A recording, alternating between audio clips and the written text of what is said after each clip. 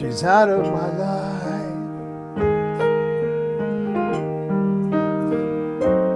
She's out of my life.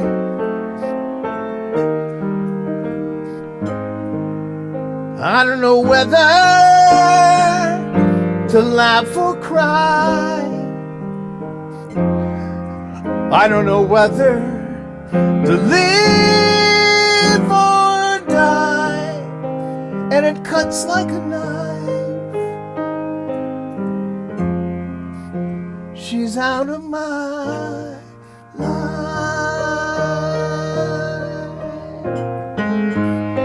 Sorry about this. It's out of my hands. It's out of my hands.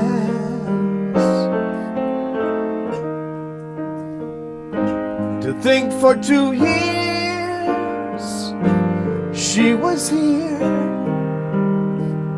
and I took her for granted. I was so cavalier. Now the way that it stands, she's out of my hands. Now I've learned that love's not possession. Now I've learned that love won't wait. Now I've learned, man, I told you this bridge is a bitch. Now I've learned that love needs expression, but I learned too late. She's out of my life.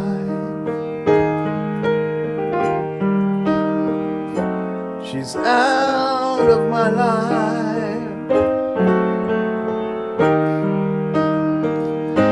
Damn indecision and cursed pride. I kept my love for her locked deep inside, and it cuts like a knife. She's out of my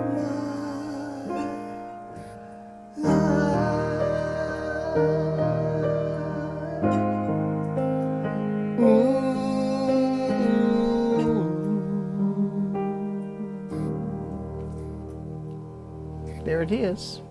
Hi. Well, today's my pleasure to be here with Tom Bähler, who I haven't seen in a while, but it seems like it's like no time has passed, and I'm just really happy to be with him. And you're going to hear the real story behind a lot of things that you know about that have become part of our culture.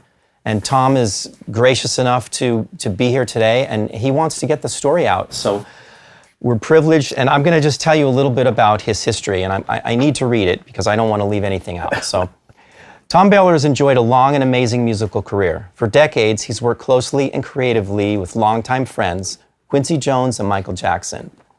In his early years, he and his elder brother John were vocalists in the pop band The Love Generation. They were also featured background voices for the Partridge Family, the Brady Bunch, and other singing TV stars of the 60s and 70s. Together, with the Wrecking Crew, the Bähler brothers produced and arranged for hundreds of worldwide hits, and it really is a lot. As a songwriter, he's written classics, including She's Out of My Life, which we're going to go into today, recorded by Michael Jackson, Cher's hit Living in a House Divided, Bobby Sherman's Julie Do You Love Me, and Ain't We Funkin' for the Brothers Johnson.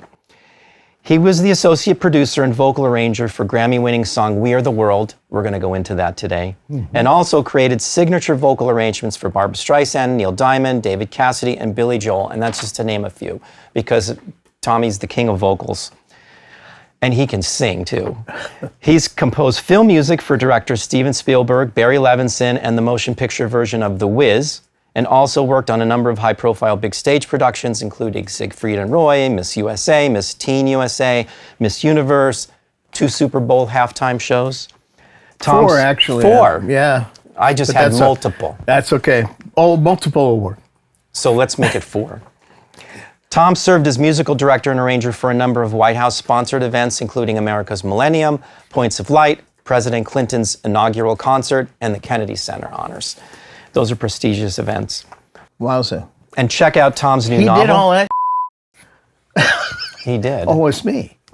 It's hard to imagine sometimes, but it's in you. Especially when you don't think about it, like all the things that you did as a teenager. That's what we're going to talk about. Well, we'll talk. Okay, so I want to tell you about Tom's first novel, Anything is Possible, and that's where you'll discover the meaning of Aesop's, and he wrote the fables, profound lessons. But, you know, he just talked about me as a teenager. Well, Tom is directly responsible for me being connected in any way to Quincy Jones, which led to me being connected to Michael Jackson. So this is my chance to really thank you, because that really set my career on fire. And Tom knew my partner, Brian Banks, and Brian and I were working together, and really Tom brought us in. And I also want to take this opportunity to thank Tom's brother, John, who also gave me free rent in Hollywood to start what became my business, you know, having a studio and being able to do music in a studio. And I was able to deliver and give back to John, hopefully over the years, the things he had asked of me. You're very popular in our family. I'm so happy to hear that. You are. And, you know, these guys really kickstarted my career. So, and that's what I want to do, you know, with these videos. It's an opportunity to give back to everybody the same way like things were given back to me, and teach you the way.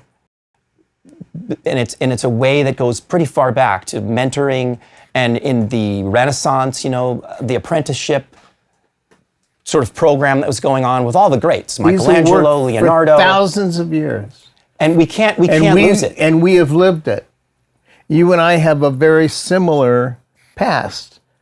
You know, both of our fathers were important in the business to what they did and to us, and they allowed us to go with them.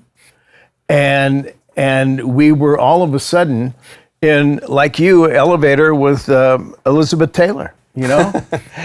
Who could plan any of this? I had opportunities with my dad to meet a lot of stars, because he worked at the Music Center, which is where all the musicals and symphonies and stage productions happen, and including the Academy Awards. Well, he had an important job there. He ran the props, Yeah. so he was in charge of all the things coming in and off, you know, in and out of the stage, and any kind of special effects or any of that. So I got to meet a lot of great people growing up, and you know, it rubs off. It does. I think that's what we're talking about. I think it's a two-way street, and that's what I'm hoping come out of this, is that my side of the story is I had a philosopher for a dad, and he would never admit that, but he was. And when I was a little boy, and I had learned to read and write music before I learned how to read and write English, not because he wanted me to, but I say, Dad, how I see this music, how does that work? Would you help me? And he said, sure, you know. So he gives me drives some lines, and he goes like FACE, and we started there. He never told me how to do anything. In 45 years I had him on this planet. Mm-hmm. Never told me what to do. I was raised with questions and suggestions. I mean, I remember when I was about 9 years old or something, and he would see me and I'd be all verklempt or upset about something. Yeah. And he would never say, what's wrong? He'd say, are you okay? I say, no. He said, do you want to talk about it? If I said no, he'd say, well, I'm around if you want it. If I didn't, he never brought it up again. But if I said yes, I said, and he said, well, would you like to tell me what happened? I said, well, Dad, I made this terrible mistake. And he said, oh, God, what a terrible feeling that is. Isn't it awful? So immediately put me into his scene, my scene. And he said, you know, but I have a question for you, if I may ask it. And I said, what's that? He said, you made a mistake. My question is, did you make a mistake or a discovery? Oh, and I want to hear more about this, but sorry. How is this?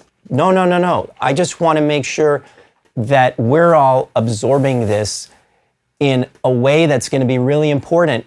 How is this not a perfect way to talk to artists that we're working with today? Yes. And to understand this. Well, that's Quincy Jones is the king of that. That's why I wanted to just interject that. Yes, and that's why Quincy and I got along, because every man who's been in my life, Bob Yanni, who brought me into Radio City Music Hall, who's president of Radio City Music Hall, I want you to be my creative director. I said, great, what is that? And he says, you are, you just don't know it yet. But we had these mentors. And it goes back to what my father used to say to me, son, if it feels good in your heart, do it. If it doesn't feel good, don't do it. It's that simple. And so when you and I were in places where we see these people, meet these people, and they feel good to us, and we said yes, we studied music because we loved it. It's in our blood. It's who we are, not just a gig. You and I both went to SC. Neither one of us graduated. You didn't either. No, but you know what happened? They called me in '97, said, Thomas Bähler? I said, yeah. They said, we are bestowing the Alumni Merit Award on you. And I said, do you have the right Thomas Bähler? And they said, yeah, there's only one. And I said, well, can I get it if I hadn't graduated? They said, oh, we'll have to get back to you on that. And they called me back the next day and they said, well, as of now, you've graduated. So now we can. Yeah. And so but these are the things that move, that we didn't ask them to do that. Yeah, I mean, it's the value of life lessons. I feel connected to you like I feel connected with Quincy. When I met Quincy here at some arrangements I did for Sarah Vaughan, and he just happened to be walking by the booth, you know, when they're mixing down the voices. This is how you met Quincy? Yeah. Well, I hadn't met him yet. I mean, I wasn't there. They were mixing down my arrangements. But you were there during the mixing? No. Oh, he just heard it. No, that's what I'm saying. So he met you through your music. That's the point. He's walking down at Record Plant, and you know, when we're in the studio, I love what Bruce Spadine always said, can we make it too hot in here? Can we make it too cold in here? You know, that was the way it was in the studio. So they happened to have the door open so they could get some air while they're mixing the voices. Quincy pokes his head in and says, whose arrangements are those? They said, Tommy Bähler. And he said, doesn't ring a bell. How do I reach him? They said, well, he's with Arlen's. He said, oh, so am I. So I'm doing a date at Western. That's the answering service. Yes, the answering service, which we all lived on then. And you had a little beeper, right? Was that how they reached you? Nope, there were phones on the wall with no dials. So you'd call in. What you'd do is just pick it up. And they would say, Arlen's, hi, this is Tommy Bähler. Oh yeah, we have a thing for you. But what they would also do, if you were in a session and somebody called for you, they would write it down and put a paper. Wait a minute. The studios had phones, Arlen's phones? Every one a studio. So Arlen's answering service had phones with no dials. Yes. And you just pick it up and you can check in to see who's reaching. Exactly. And it was all the studios. Any studio that was anybody, but it wasn't just Arlen's. It was Arlen's. There was Call Nina, which was the very first one. That was the singers. It was a black phone. Arlen's was a yellow phone. And then there was like Your Girl or something like that was a blue phone. And that's the way we kept, so we would give Arlen's number as our phone number. They would call and I said, we have a job for Tom Bähler. They said, great, we'll get it to him right away. And so that's why they would do it, so we could accept the job. So I get this call, and we're singing and we're getting ready to take a break. They gave me this thing, it says, please call all Arlen's right away. And I think, ooh. So I get on the phone, I said, hi, Tom Bähler. They said, oh, Quincy Jones is trying to reach you. And I said, well, please put him on. So he gets on the phone and he goes, hey, man, I heard some charts you did. I love them. You did them for Sassy. I'm getting ready to do a new album. I'd like to work with you. Simple as that. And I said, I would like to work with you. And he said, well, what are you doing after this gig? I said, I'm headed to your house. Yeah. All I needed is an address. So I drove out to his house. He was in a rental home there in Brentwood Park. Beautiful home. Anyway, it had a glass front door. So I knock on the door, and there's quite a hall, and he's walking down on a runner, and he's looking down at the thing. And Quincy, as you know, has A runner is like a carpet. Yeah, right? a runner carpet. Yeah. And as you know, Quincy has a very unique walk. One of the coolest walks I've ever seen, and he doesn't put it on. It's just him. So he's walking down and went, oh man, this is so cool. He's looking down and he looks up and there's a glass door and he comes to the door. He said, you're Tommy Bähler? And I said, yes. He said, you're not white. Did he really think you? That's what I'm telling you exactly his words. You're not white. And I said, I am what I am. Yeah. And he says, come on in. Well, normally when you go to someone's home, especially if it's a business deal, you start off in the living room. It's formal, it's relaxed. He took me right into the kitchen. And we're sitting there in the kitchen. Within 10 minutes, we are brothers. And I said, hey, man, do you wake up in the middle of the night with tunes going through your head? He said, all the time. I said, do you write them down? He said, hell yeah. Otherwise, I'll go to Mancini's house. That's Quincy. And that's not a joke. That's just him, Before they leave. And then he said, hey, man, I loved your charts. I'm doing this new album. It's different than anything I've done. And I just love your work. And so he hired me as a vocal arranger. The first song I did for him was Everything Must Change. And it was so beautiful. Classic. It was so, and Bernard, who wrote it and sang it, beautiful, beautiful man. And his voice was extraordinary. Everything must change, And I've got my group, I think it was 2 girls, 3 guys. And when I heard his song, and then he breaks it down, and all of a sudden goes into a groove, and you got Rossellino on it was such a beautiful, Frank Rossellino. It was a masterpiece. And the first thing I Trombone thought player. of as a vocal arranger, stay out of the way. So my vocal arrangement on that is all unison. And it's singing with him or answering him, but there's not a harmony part in that vocal. So your big first arranging job with Quincy Jones, and you knew that you had to do the minimum. You had to do the minimalist approach, right? You say no. Because it was the right approach. You say no. This is where I'm not going to correct you, but I'm just saying how I see it. For me, those things come to me, and I say yes. This is what I learned from my dad. If it feels good, say yes. And I'm listening to this thing, and I'm going, this is a masterpiece. Nobody has heard it, and everybody knows it's a masterpiece now, but when you're in that beautiful place, and I thought, what are you going to do with this? And the answer was, stay out of the way. And by doing that, you highlight what's there. It kind of just supports. And you're giving me the result. I don't think about that, but you're right. You're right. But I think I have a feeling that you create the same way. Once I get the permission, or once I've accepted that I'm saying yes to it, the world opens up to me, and I listened. My dad said, you never have to search, man. You don't have to search. Listen to what your inside, your heart, your mind, the combination thereof. And if you go, well, that can't happen, well, you just it.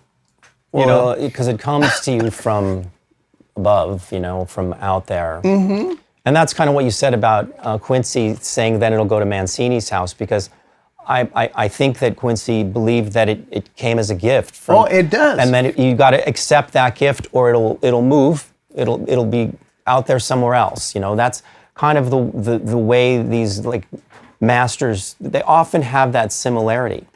That when Da Vinci died, Michael was a Da Vinci scholar. You told me that. He know more about Da Vinci. We used to because I read Isaacson's thing, and I'm a huge Da Vinci fan. You look up in an encyclopedia who created the parachute, and it was Da Vinci in the 15th century, 16th century, you know? Well, even the helicopter, Well, which that's there the isn't point. even one. Exactly. Yeah, it's like, But you know what these were? What I loved about Da Vinci is because I got into production, live big productions, like the Super Bowl, like Radio City Music Hall. You know, I don't know how I ended up there. I didn't set up to say, I want to go there. Yeah. But it came my way and I went, yeah, you know? And he produced these big shows for these wealthy men and kings. And that's where he drew. The helicopter didn't fly. The parachute didn't work. He just put them in the show. And that's what he saw, that's what he drew. And yet later on, they actually made that stuff. Isn't that great? the dream happened. That's the point. Happened first. It's always a dream. I mean, every time I've fallen in love with a woman, it's because they just happened and they landed in my heart and they lived there, you know? And it's the same thing as music and people like Quincy Jones and David Abel we talked to you about, you know? And when you talked to me about that he loaned you and Brian $40,000 to, you know, to start out, that was wonderful. When I got the job, my next door neighbor in New York. Well, let me just explain what that is. David Abel owned a piano store in Los Angeles, but it was more than a piano store because it was David's piano store. So it became a piano store with the hang, where everyone would go just to be with David, really, and then hear all the stories because everyone would show up. And everybody could be Henry Mancini. It could be any top, you know, composer or pianist who was in town who would be checking out pianos. Elmer Bernstein. It's a long list. He was there all the time. Oscar Peterson. I mean, it's just all over the place. Yes. So we would, and then there were synthesizers in the back later on. And David, you know, the point of this, he loaned me $40,000 and Brian so that we could buy our first Synclavier because we wanted this synthesizer. And he just said, I believe in you guys. No paper. Right. No interest. No interest. Pay me back when you can. Yep. And boy, did we want to pay him back. Boy, but that's the point. You know, there's the power. It's not like legally you owe me, legally we have made a decision. No, I believe in you. It was the love that you said in your heart, like you said in a relationship. Yes. He looked at it the same way. Absolutely. He embraced it, and he cared about our career, and our success was more important to him than the money. We were like his boys. Exactly. He had girls. We were all family, too. too. We were his boys. I'm part of that family, too. He came in when I could no longer play my trumpet. Anyway, I got in as a singer and all that stuff, and it got into arranging, and my next door neighbor said, I want you to be the music director on Miss Universe. I just became president of the company. And I want you there. And I said, well, here's the deal. I'm doing movies with Quincy Jones. And to do Miss Universe isn't really attractive to me. And he said, I understand that, but you and I are good friends. And I've given you some great jobs, big jobs. Anheuser-Busch shows where they spend $7 million a night. And you guys, Brian was in the band, you know? Anyway, he said, you owe me. And I went, oh. He said, and I'm saying this because give me 1 year. We do Miss USA, then we do Miss Universe, and we do Miss 10 USA. And if the end of that year, if you're not having more fun than you've ever had making music, you can leave, no questions asked. And he says, besides, you're taking the place of 4 people, so you're going to get 4 salaries. And also, I know that you're into electric things and you just got this Synclavier. I think that you should build the score with just you. So I did that. So I went, but I didn't have, I had a Synclavier, but that was it. I needed all sorts of things, you know. Yeah. And I went to David And I said, David, I've got this opportunity. And I said, it sounds like fun. And it would also keep me home, because the one thing about doing movies is that I was gone a lot, and that wasn't cool with the family. So now I get to stay at home. So there's a beautiful thing to do. And I said, and he said, well, that's going to take some investment. And I said, yeah. And he says, well, let's sit down and start talking about what you need. And I make it up for him. And he says, I'm going to foot that. And we're going to build it right back here. We built it in the back of his piano store. Remember the guy who I can't remember. Richard Lubing? Yes, Richard. He repaired CS80s. He was amazing. Well, he's the one who designed and built. I told him when I needed The studio that was in the back. And there were I had 5 big cases that went all over the world with me. They went to China with me. They went to Europe with me. All of these things. And David says, I said, whoa, man, I'm going to be in debt to you. He says, no, you're not in debt. But if it all works out, you'll pay me back. I know you will. This was all in the back of the store? Yeah. The back of the piano store? Back of the store. We built it there. And then when my buddy, who was the president of the company, heard it, he said, "Oh, this is heaven, man." It just started out as an idea and exploded like I think everything else we've done, man. And wow. I love that, because I think we're talking about the basis of it is, if it feels good, say yes.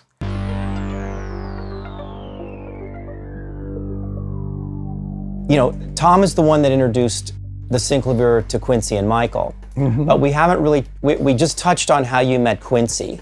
And we haven't touched at all on how you met Michael, because I understand you knew Michael before.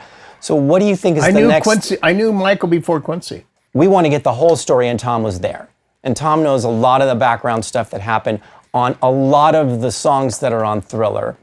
And then we do have to get to She's Out of My Life too. So. And I'll tell you, it's up to you, but you told me how you met Michael. I was a beautiful story. And I'm going to tell you my beautiful story about how I met Michael. Because when Motown came west in '72, they were looking for black arrangers, especially vocal arrangers. And they actually wrote, there was also an ad in the paper. We're looking for black vocal arrangers. And my brother and I show up at their office, and they're like, "Are you in the right suite?" We said, "Well, you said you wanted some black arrangers." And they said, yeah, that's what we want. And we had some cassettes. We said, "Here, listen to those." And they listened to those. They said, "Okay, you're on." That was it. That was the end of it. It was no big deal. Okay. You know, so now I get a call. Their orchestrator, his name escapes me, one of the best orchestrators on the West Coast for Motown ever. And black, beautiful, beautiful man. We'll think of his name and we can put it in there later. But anyway, what I loved about, I was raised with music, with orchestral as well as singing voices. And a lot of musicians go, "Well, they're a singer. They're not a musician." And those are the people that I'm going to take in the back of the bar. But what I realize is that some of the greatest orchestrators they were immersed in the orchestra and the colors there. They didn't really get to the vocals were something you did later. No. And it wasn't that they were downgrading them.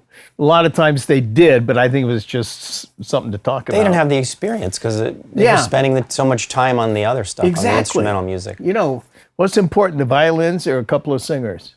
So they but the wonderful thing about this fellow, we would do these dates and his vocal parts were atrocious.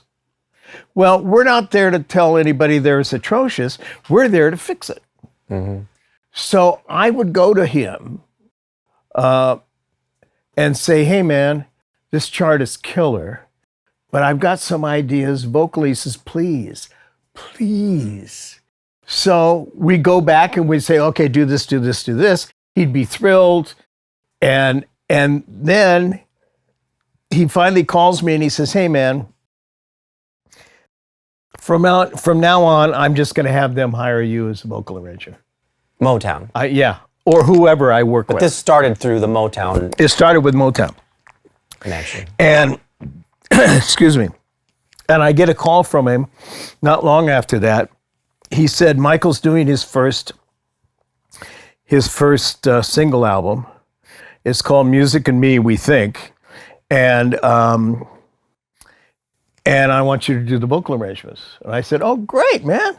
And I knew them through AB. I mean, I knew them off the records. They're wonderful. And you knew the Jacksons, like, from their hits. Well, they were Jackson 5 then. Right. Yeah, and he said, and the first song you're going to know, the first song that we're recording with him is Too Young. That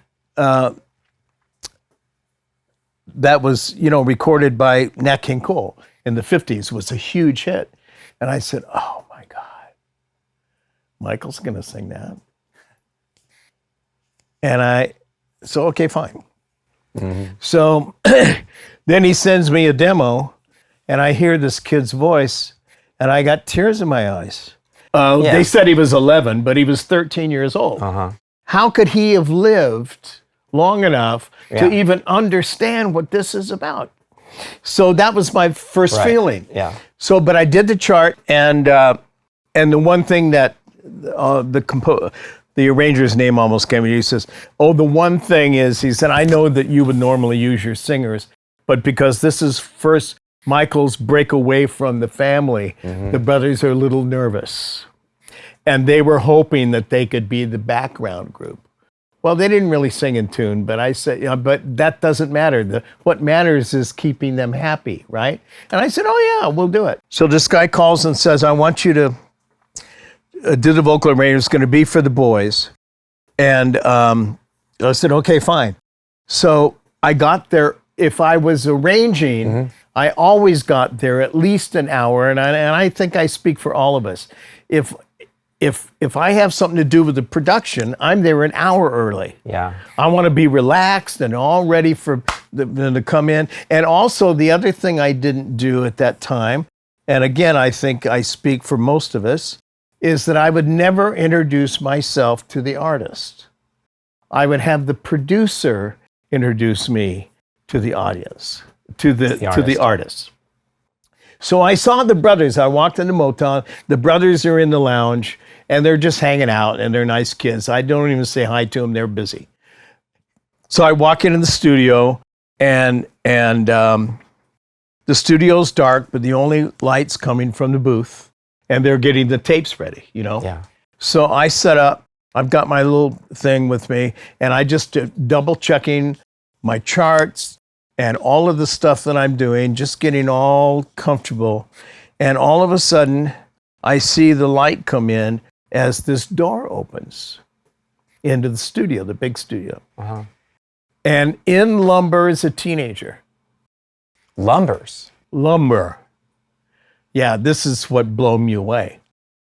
I look up and I see this typical teenage dude, walks like this. And as he walks into the studio, he doesn't see me. My eyes are on him because if he sees me, then I'm going to have to introduce myself. But he can't see me because I'm actually in a corner. He's walking in this way, but I got my eyes on him. Now, as he walks in, he starts lumbering in as a child, like a lanky teenager. Uh-huh. And he starts walking for the 9-foot, piano, which is covered with a soft cover. Yeah. And as he walks over, I keep my eyes on his eyes to see if they're going to look at me. And as I see a difference where he is now going somewhere else, and his walk changes from a lumber to almost like gliding. And he walks over to the piano, and in the waist of the piano, he just leans on it and he's looking out into space, and I still have my eyes on him. And he starts to sing climb every mountain. And I was mesmerized. I'd never heard a singer. He was 1,000 years old. I'm in shock right now hearing this. This is why I wanted to share this with you. And it just mesmerized me. I thought, oh my God, I am in the midst of royalty. I mean, not just royalty, but I mean, of God, you know, I mean, and not God, because, you know, I mean, I don't want to get anything started there, but I'm just saying, it was unbelievable what I was seeing, and he never did see me. Now, pretty soon, the lights go on in the studio. He sings it for only 20, 30 seconds. And I'm mesmerized. Then all of a sudden, the lights go on, the doors open, the brothers come in, and we go to work. I told Michael about that later. When did you get introduced to him?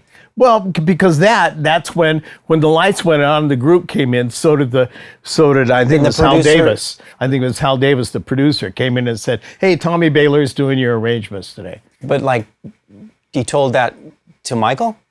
No, years later. No, but that day, how did you get introduced to Michael? Oh well, when the boys came in, so did the producer. And it was just that fast. Yeah, and they didn't see me at first because I was in a corner getting my work together. I just wanted to make sure, right? What we always do. And then you just did your thing. So you just observed all of that happening. I saw all of that with being invisible to him. So there was nobody watching him, but I got to see this. How did that change what was going on you from the moment you walked into the studio compared to after you experienced that moment with Michael, observing him, to starting the gig now? What was going on inside you? I put it in a room because now I was going to work. But I never forgot that moment as I'm explaining it to you. Well, you had to know that you were dealing with something different. Oh, yeah, but the point is that wasn't what I was here for. Because his voice was already on it. Yeah, and because his brother was going to sing in the group, he was going to sing in the group too, so he became my soprano, you know. Oh, so the basic tracks were down already. Oh, the basic tracks were down, his lead was down, and I don't think they changed it.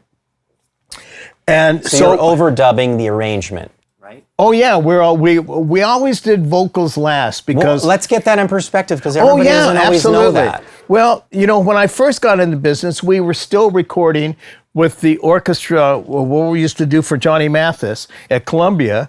The orchestra was there, and there was some gobos, and the singers were there, and they gave the downbeat. We recorded it. Everybody. We went home. Yeah. You know what I mean? Right. And that was fine. That was the way music was made. Why not? Right. And then but that was before we got into multiple tracks. Yeah.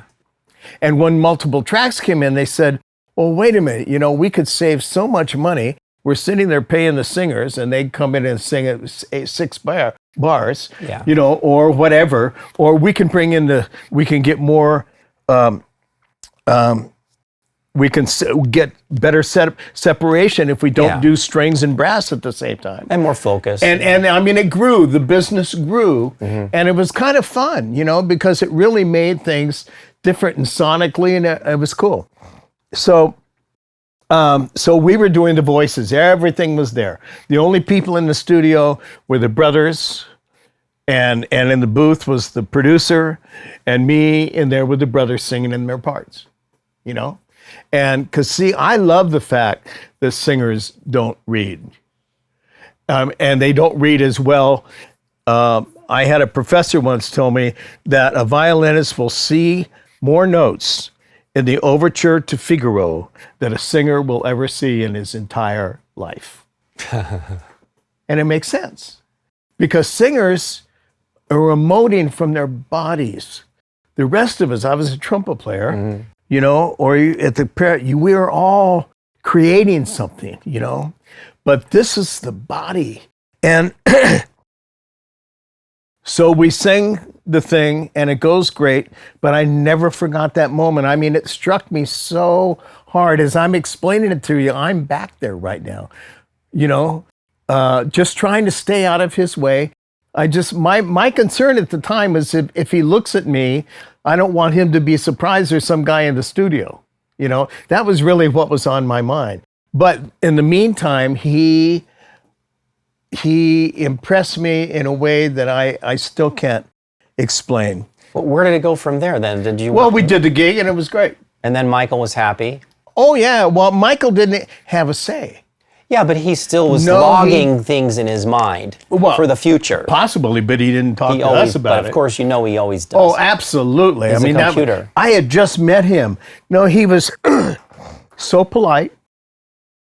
And besides, he was in the group now. He wasn't thinking about that singer. So what was the next Michael individual experience you had? Oh my God. So many of them. You've done how many songs with Michael? I never counted though. Did you count your dates? Did you count your gigs or the songs that you did? I have no clue. But I could look back and start counting. I mean, Well, yeah, but let's but put that's, just give us a that's perspective. for somebody else to do. For me, to me, I'm just here. Okay. On that album, and then subsequent albums. Over 20? Oh yeah, and then and then my brother, because my brother was always on dates with me, and I got my brother into the business. My brother brought me into the business, so we were the Bähler brothers, and that's how we kind of made our thing. It was because we had something fresh, and also we were very educated, as you were. You know what I mean? Well, thank you. No, that matters to a producer because they know that there aren't going to be, as Quincy calls it, no umaras on the gig. What are we going to do now? Yeah. Well, and you guys were like bringing a whole new level to vocals that hadn't been there. That's the thing. We didn't know that. And then you can put that into the setting of, because you already had a whole new level of music going on inside you. Yes. So you were able to put that together in a way that no one else really could before. Ron Hicklin had his singing thing going. And Ron wasn't an arranger. And he said, I'm the worst singer in the band, and I always want to be. I love Ron. Ron and I are like brothers in a different way, But he was the guy that really put together a lot of vocals for, tons of things, for everything. He was Movies, great. He was great. Commercials and records. So I just want to put He it in was the perspective. best with the client. He was so great with clients. And he really knew what he's doing. I talk him like he's not here. He is an amazing guy. And he brought me, one of the first things he did, I had just done the Smother show. And we were finished, I think, shooting in April or something like that. And I was just going to live the summer through and then go back to the Smother show. Well, he liked me, and he calls me. He says, "Hey, Jan and Dean. Jan was in a terrible accident, and he can't sing anymore, but his mind's there, and I think that you could be his voice." So he sent me over. The next thing I did was to work with Jan and Dean, but with Jan, who was a genius, and he and I became very close, and so that's the way he is. He's great at casting people. Yeah. Yeah. And so, yes, but my brother and I, we didn't think about it because it's who we were. Like, you don't think about it either, I don't think. You just walk in there, you do what you do, you care. I was thrilled to be there. I love the singers I work with. I love the bands. I love it. And the artists didn't matter. I never judged the artists. I'm not here to judge the artists. I'm here to bring something, a new sonic addition. Yeah. Well, they embraced it. And then, so you worked, did you continue working with the Jacksons? More Jacksons albums. Oh, yeah. And then Jackson 5 then. I hate to correct you, but they were Jackson 5 till they left Motown. Okay. When they left Motown, Barry, who was a mentor he used to take Michael to dinner when he was 11 years old because he soaked up he asked questions ad infinitum. And Michael asked Barry questions. And he would write it down. He carried a yellow legal pad with him. Michael did, at dinner. At dinner, to when Diana Ross would take him, because this is going off track for a minute, but Berry Gordy didn't. Okay, Barry didn't want to sign. He knew how good they were, the Jackson 5, but he said, we're not signing them. He already had Stevie Wonder. It was a pain in the ass. Not that they are a pain in the asses, but because of the laws, you have to have teachers, you have to have people there. For the you know, I Jackson mean, 5. just so it complicates your business so much. And he thought it's not worth it. Till finally he went, it is worth it, you know? So he brings the family out, and they're pretty rough. You know, I mean, all the boys the whole family is lovely people. And Joe was not the enemy. He was harsh. But he loved the boys. There would be no Jackson 5. There would be no Michael Jackson without Joe Jackson, because he was kind of a half-ass guitar player that had dreams. But he didn't have the client. But when he saw it in his kids, he gave them what he could give them. And when they signed with Motown, they locked him out because he was harsh. And he goes, no, like that, you know. And he used to take the belt to Michael because he'd say, sing it this way. And Michael said, no, the youngest one. No, Dad. You saw that? I read about it. And talked to Michael about it. Yeah. Did you know Joe? Oh, yeah. You saw him at... Oh, you want to hear a Joe story? So when we record She's Out of My Life, you know, we always would talk about Polaroids. The first recording that we do, we're at Alan Zent's, right? We got the track, which is just the piano. Michael sings it. We put it on cassette. We go home. We all listen to it. Everybody on the team. You know, Quincy, Bruce, Swadine, and me. At that point, that was just the three of us. And we listen to it and say, what would I change? What would I change? And we go back. and I get a call that night, because obviously Michael took it too, right? Takes it home. And he says, I get this voice. He says, Tommy Bähler? I said, yeah. He said, this is Joe Jackson. I said, hi, Mr. Joe. You can call me Joe. Thank you. That song that Michael called today, what is it, Out of My Life or something? He said, I just want you to know it's not going to be on the album. I said, interesting. He says, yeah, well, it can be on the album if I own the publishing. That's the only way. I said, Joe, I'll get back to you. So I hang up, call Quincy. Heard from Joe. He said he wants to publish it. Quincy. I said, yeah. He said, Nat, I'll take care of it. Okay?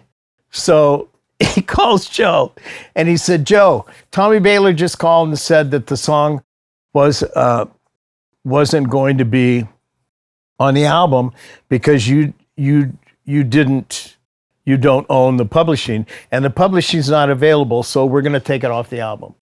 It's not going to be on the album. And Joe goes, whoa, wait a minute. What are you talking about not going to be on the album? Man, I didn't say that Tommy got it wrong. And he said, well, so you're saying that it's okay. Everything's fine, man. He's a paper tiger. But he did his best. You know, he wasn't an idiot. He just wasn't, he wasn't experienced. He didn't get it, you know? I mean, he drove a truck in a steel mill. Yeah. You know? And he was a failure as a player, so there was a lot of frustration in it, and he was trying to get some power. But you know what? We learned how to deal with Joe, and that's what Motown did, man. Barry Gordy said he is not allowed in the studio because he's an interruption. Not because we don't like him, but he has an effect on the boys that we don't want to have. We want them to be free and to be who they are. So it was handled beautifully, and nobody hated anybody. And when I first saw, besides that first time I heard him sing, which put him on just a whole, and he's never left that angel, that angel height. They used to come over, we'd have them for about an hour and a half. They'd pick him up from school, in a limousine, bring him to Motown Studios. And I was always there early because I'm right. And I'm sitting there and the car comes in and all the boys get out of the car, and it's a big limo. All the boys get out of the car. Michael gets out and he looks across the street at Poinsettia Park and he sees everybody playing in the park and he starts crying. He didn't see me again, but I saw this and it just broke my heart. I would have been thrilled to go into the studio. He wanted to go play with the kids. Yeah. And so those were my experiences that I adored Michael. I think we all did. He was just such a special being. You can't categorize him at all, except that he was always surprised you. And there was a time, well, over the years, my brother and I became his basic, most trusted vocal arrangers. And I loved that. And I always, when he did interviews, it thrilled me. He says, and my friend Tommy Bähler wrote She's Out of My Life. I said, I'm his friend.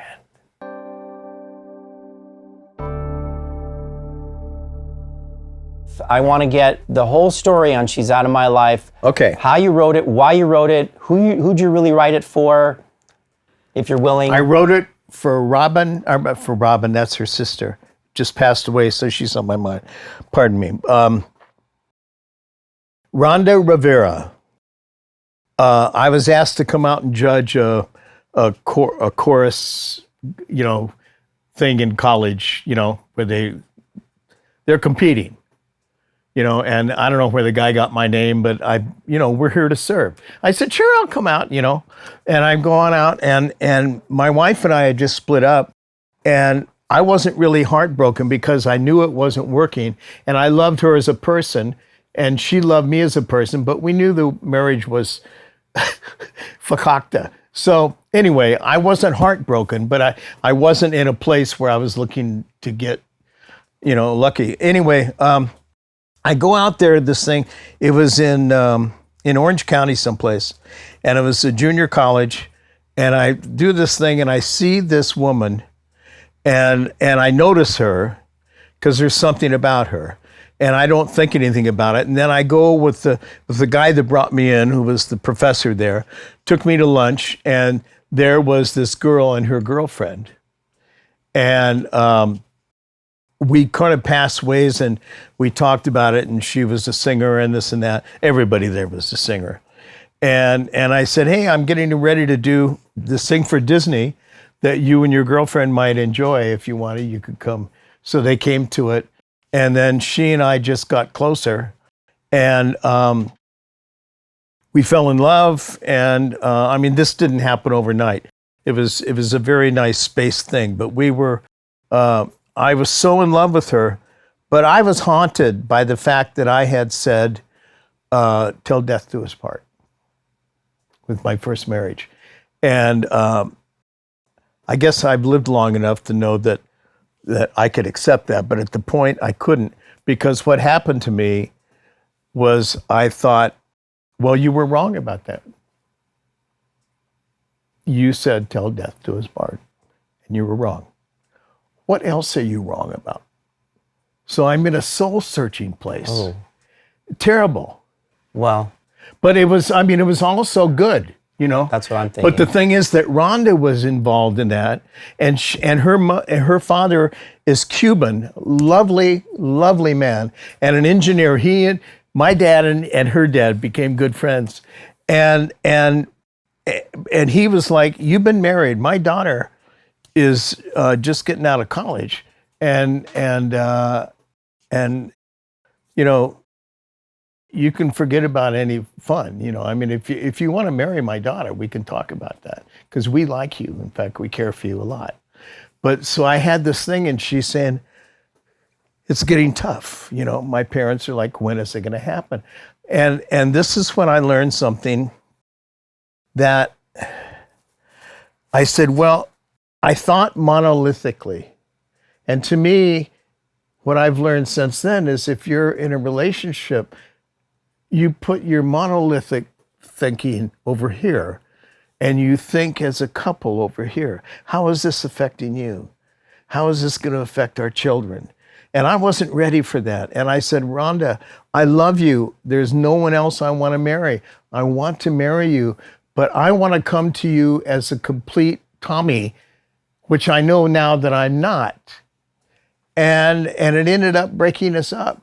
And what I learned later was that thinking another way would have saved that relationship if I would have said, I'm up.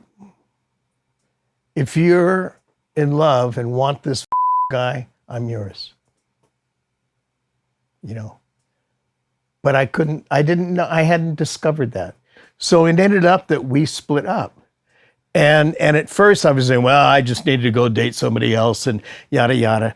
And the more I dated, the more, all my dates were vacuous and they had nothing to do with the woman. It was me. Mm-hmm. So one of my best friend's sisters kind of had a crush on me. And I thought, well, she's so great. I'm going to go out with her and it'll be fine.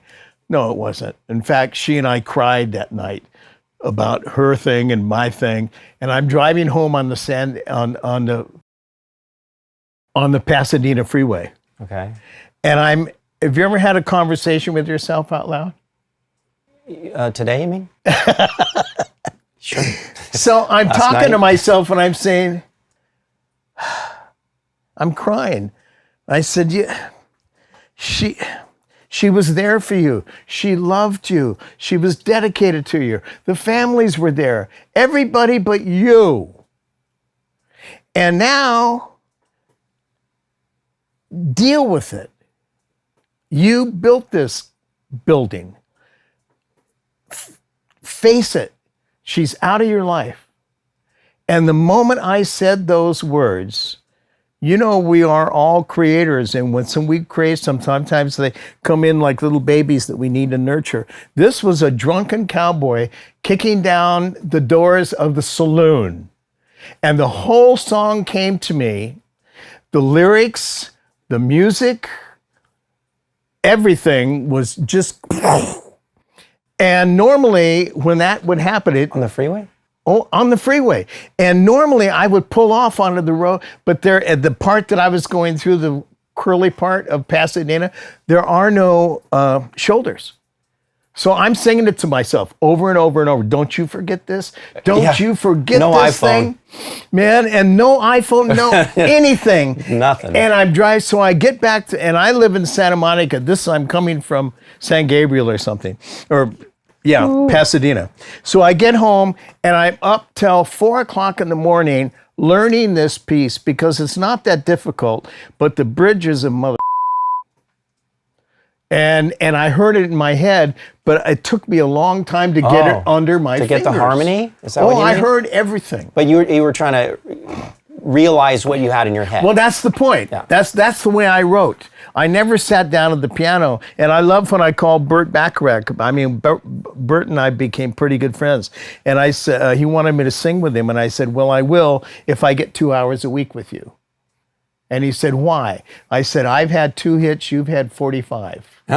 Maybe I can learn something. So anyway, that was part of, and I said, Bert, he said, okay, what's your question? I said, do you write at the piano? And he said, hell no. And I said, but you're a great pianist. I mean, it's a great pianist. And he said, these are finite. Yeah. Is that powerful? And you know what? I feel that way about the DAW, the digital audio workstation. Yes. Because if you write at it, you'll write for it. And like it has its own 10 fingers. The DAW has its own way of boxing you in to what it does great. It's like going into a great place. Whatever that might be. The Taj Mahal, Dodger Stadium, it's going into a great place. Yes. And it will take you everywhere in that great place, but that's not infinity.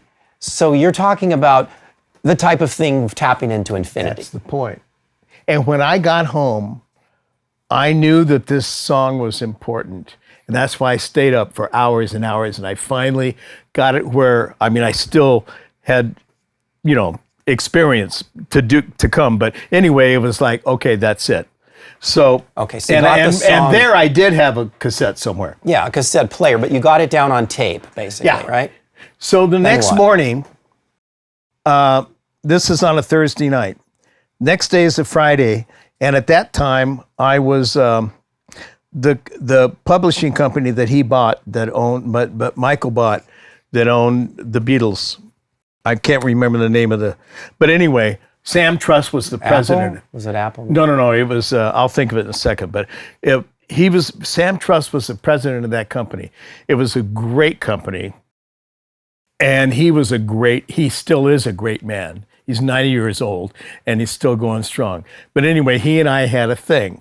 We just understood each other like you and I do, So when I would call, I'd call him, hey, Sam, I got a new song. He says, come on over. So he'd pull everybody out of their office. And I learned at that time that when you're friends with the president, the people underneath him feel pressure. Right. If it was just me and you, and I play you a song and say, I don't hear it. Right. But if Sam was there. So anyway, Sam was out of town. And I come in and I said, hey, I just wrote this song. And they said, so they all came out of their office. They're standing around. I play the song, and she's out of my life. Yeah. I wrote it last night. And when I finish it, silence. Nothing. And I said, whoa, you guys don't hear this? And they said, oh, Tom, it's another ballad. We can't get a ballad recorded unless it's the author. Unless the artist writes. The artist writes it. And I'm thinking, I'm playing you a song and you're already marketing. Yeah. That's up in my mind. I mean, I can understand why they do it, but they missed the point. Yeah. They missed the point. Right. So if Sam was there, Sam would have said, holy Christ, Jesus, come into my office. Let's talk about what we can do with this song. At least figure out something. Exactly. Because well, he would. There's a feeling. Yes. They didn't even talk about the feeling that they got. The feeling never got to them. How could they? Because they were thinking about. They're already thinking about. They blocked it out. Yeah. So and that's not putting them down. That's the business, but the thing is that at that level, they weren't ready to hear what Sam Truss would have heard. So anyway, so it's Friday, and I walk out of, I almost remember the name. It doesn't really matter, but I walk out, and Snuff Garrett's up about 4 stories, and I had written a hit for him, was Living in a House Divided, and for Cher. For Cher, I love Cher, and there's a whole story behind that too. We'll get into that some other time. Anyway, so I think, you know what? I need some validation. I know what this song is, but I need to hear it from a pro. And these kids are not, oh, I'm sorry. These kids are in a different place. There's, Snuff Garrett was one of the best songmen on the planet. He knew a song, he knew an artist. That's what made him so fabulous. And so anyway, I go and walk into his office, and I said, hi, would you tell Snuff that Tom Bähler's here? And she said, well, sweetie, he's in a meeting. I said, okay, well, if you don't mind, just drop him a note and tell him I'm here and I have a new song. He comes out of the meeting. Mm-hmm. He goes, let's go into the room with the piano. I play it for him, and he says, holy those were his words. Oh. He said, oh my God, what a song. Who do you hear singing it? And I said, well, I hear Frank Sinatra singing it because it's a deep song. I mean, it's emotionally deep. And I think a man who has lived could really bring him or Tony Bennett, And he said, because he had produced Frank, he said, we'll do it next week. Like, great. That was easy. And I felt seen, wow. Heard, and it felt great. And he and I had a disagreement about the publishing on Living in a House Divided, and it wasn't. Nobody really meant to do anything wrong, but it was kind of unsure waters for a while. But we'd gotten over that, and I said, I want to be clear on this. We're going to split the publishing. I didn't mind. I didn't want it all for myself, but I wanted a piece of it. And he said, you got it. And we shake hands. That's it. So it's Friday. I go home and I go, oh man, Sinatra's going to sing my song. And I thought, this is heaven. Heaven. Saturday morning, I hadn't seen Quincy Jones in 2-3 months because we didn't see each other all the time, but we saw each other a lot. Well, as soon as there was work to be done, you saw each other. He calls me, he says, Nad. That's Tom's nickname from Yeah, Quincy. we'll talk about that, sir. Just so they know what that is. Yeah. He said, Nad, are you writing? That's the first thing he says. Hello, Nad, are you writing? I said, that's so funny you should call. I just wrote a song. He said, come over here and play it for me. Well, I'm in Santa Monica. He's in Bel Air. I drive over his house. At that time, he was on Stone Canyon, and he had a guest house that was like an office. And he had a Fender Rhodes, and there was a sofa behind it. And he sits on the sofa, so I can't see him. And I play the song, and it's ringing out, and he says, play it again. Play it again, rings out. Play it again. That's Play it 3, again. 4, 8 5, times. 6, 7, 8 times. 8 times. In a row. In a row. And all he said is play it again. Play it again. And I finish, and it's ringing out, and he said, Nan, do you know how important this song is? And I said, I think it's a hit. He said, it's more than that. I said, okay, thank you. Coming from him, it was like, whew, from the Pope. And he says, what are you doing with it? I said, well, I made a deal with Snuff Garrett, and we're going to record it with Sinatra next week. Right, and he's going to say congratulations. He says, Sinatra will sing it anyway. Now, see what I mean about Jones?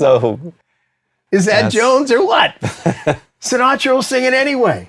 In other words, you're not going to get a hit with him. I'm not saying he said that, but we all knew that because Sinatra was already saying we know we don't have to go into that. He'll sing covers. Yeah. That's what he's saying. So I said, well, Q, I already made a deal. He said, well, I'm going to split the publishing with him. He's going to produce it. And he said, well, think about it. I bet he won't let you co-produce it. And I said, Snuff is never co-produced with anybody. He is the king. I mean, he doesn't let anybody even talk in his, And I said, that's not going to happen. He said, call him up and tell him you want to co-produce it. And that if I do it, I'll let you co-produce it. So I call him up. Snuff, get on the phone. Hey, Snuffy. And he said, man, I love this song. We're going to kill this thing. It's gonna be great. I said, listen, I'm over at Quincy Jones' house. And immediately he says, we have a deal. That's how it was back then. Yeah. Right. And I said, I understand we have a deal, but here's what I wanted to talk to you about. Quincy says, if I do it with him, we have a deal. Will you let me co-produce this with you? And he says, no. And I said, well, Quincy will. He said, we have a deal. And I said, okay. And this occurred to me. And this is one of those thoughts that felt like this is a way to ameliorate this. And I said, what if I give you 1/3 of the publishing to go away? And he said, that's fine. Great. Bye. That's it. He's a businessman. New deal. You know? Yeah. He recognized a great song. Okay. But it was a deal. And he just walked away with. So then you're going to say, okay, Quincy, So I said, okay, Q. What's up? Q. I just said goodbye to Frank Sinatra. I said, you heard, man, where Sinatra's gone. who are we going to do it with? And he said, I haven't got a clue. That's even better, Quincy. And I said, Q, I just gave away a third of my publishing and you don't know who we're going to do it with? He said, Nad, if you will trust me, I promise you a memorable recording. Well, you clearly already trusted him because you didn't know who it was going to be and you gave it away. Yeah. But we came to a new plateau where, am I going to trust him with this? Yeah, he doesn't even know who's going to do it. You're going to but I never thought that. You don't think that when you're in Quincy's presence, you never go down those dark roads. I said, okay, fine. So we sat on it for almost 2 years. And all of a sudden, now we're doing the whiz. And I was glad to be doing the whiz with it. And I think he was glad I was doing it with him. And Tom's working on arranging, right, vocals Yeah, I on was going to be the vocal director. Okay, vocal director. And Diana Ross and Michael, and it's a real deal. And he had met Michael, but he didn't know him, and of course he knew Diana, but he said he didn't want to do the movie, but Quincy, again, part of his character is he is loyal as they come. Look at that thing that he sent you. I mean, that's loyalty. Quincy sent me a telegram when he couldn't come to a party. I mean, yes. Who would do that? Quincy Jones. And I still have the telegram. And that's the kind of character I'm talking about. Because I'm already part of the movie. But they're shooting the movie in New York. And he calls me every day and kind of gives me, this is what we were doing, this is what we're doing. He said, man, we did a table reading today. Michael knew everybody's dialogue. Every actor's dialogue. He memorized everyone's lines. And he said, I've never seen anything like this before. I said, Q, I never told him that story about She's Out of My Life. Well, I mean about the first time I worked with. I said, but I understand what you're saying. Michael is from another planet. The story about when you first heard Michael I first heard him sing. Yeah. But I mean, that told me everything about Michael. Yeah. I was never surprised after that. Because you watched him tap into the Yes. You're not going to hear this story in this segment, but Tom heard Michael sing for the first time, and he walked in as a teenager and connected to the universe in seconds, and then sang and just told him everything he needed to know about a heavenly voice, this person, everything. Yes. And the voice, and how it brought everything together, and how he would eventually be able to tap into the kind of emotions that he didn't have in life, but just had. Perfectly said. Thank you. So he said, Michael, we were doing a rehearsal, and he's the scarecrow, and he's supposed to pull these great things out of his straw, and he said Michael was reading something by Socrates, but he was mispronouncing it. He was calling it Socrates, and nobody really giggled, but Quincy didn't want him to be embarrassed. So on a break, he put his arm around Michael. He said, hey, man, before this gets into your memory bank, I just wanted to share with you that the way that we pronounce it is Socrates. And he says, oh, thank you. Thank you. So that brought them together. They first met on The Wiz then, is that right? Well, no, he had met him at a party. But I mean, that's okay. So the first time they really... Yeah, he just met him this is where they connected. Exactly. When Quincy spoke to him about that, pulled him aside, and Exactly. And so, but this was a bonding moment, by Quincy takes the time to pull him over to the side, put his arm around him, and keep him from being embarrassed, So that meant a lot to Michael. So then they started talking and hanging out a little bit. And Michael said, hey man, I just signed with Epic and I was wondering if you would help me find a producer. And Quincy said, be happy to, man. So they keep working together. Yeah, but isn't there a little more to that? Well, I'm going to give it to you. Because I think... It didn't happen all at one day. But Quincy, the way I understand it, Michael didn't think Quincy would want to do it. I never heard those words. Oh, so it was immediate. No. I'm just telling you what happened. I mean, I don't know that it was immediate, but he said, would you help me find a producer? And that was good enough for that conversation. Oh, okay. And then the more Quincy saw him and what a phenomenal being he was, he said, I think I'm going to produce him. And I said, sounds like that's a marriage made in heaven, man. Because I knew them both. Yeah. And so Quincy one told day, you that. So that Quincy says, hey, man, I'll produce you. And so then Michael went to Epic. Oh, by the way, when he told him that, he said, I have a song that I want you to hear. Right away, Yeah. that song came up. He It's said, the first song, I want to produce you, and I have a song. And I have a song. He plays him, She's Out of My Life. Michael melts and calls it the single. Oh my God, that's the single. And so they're kind of off and running. That's crazy too, because it's a ballad about a very intense topic. You know, it's not like he has a career doing that. But this is Quincy's genius. And Michael too, to feel that about the song. Exactly. That's the two of them are up here, you know. So Quincy calls me that night. No marketing. No, he says, calls me and he says, Nad, I told Michael, I want to produce him, and I played him She's Out of My Life. And my response was, why did you do that?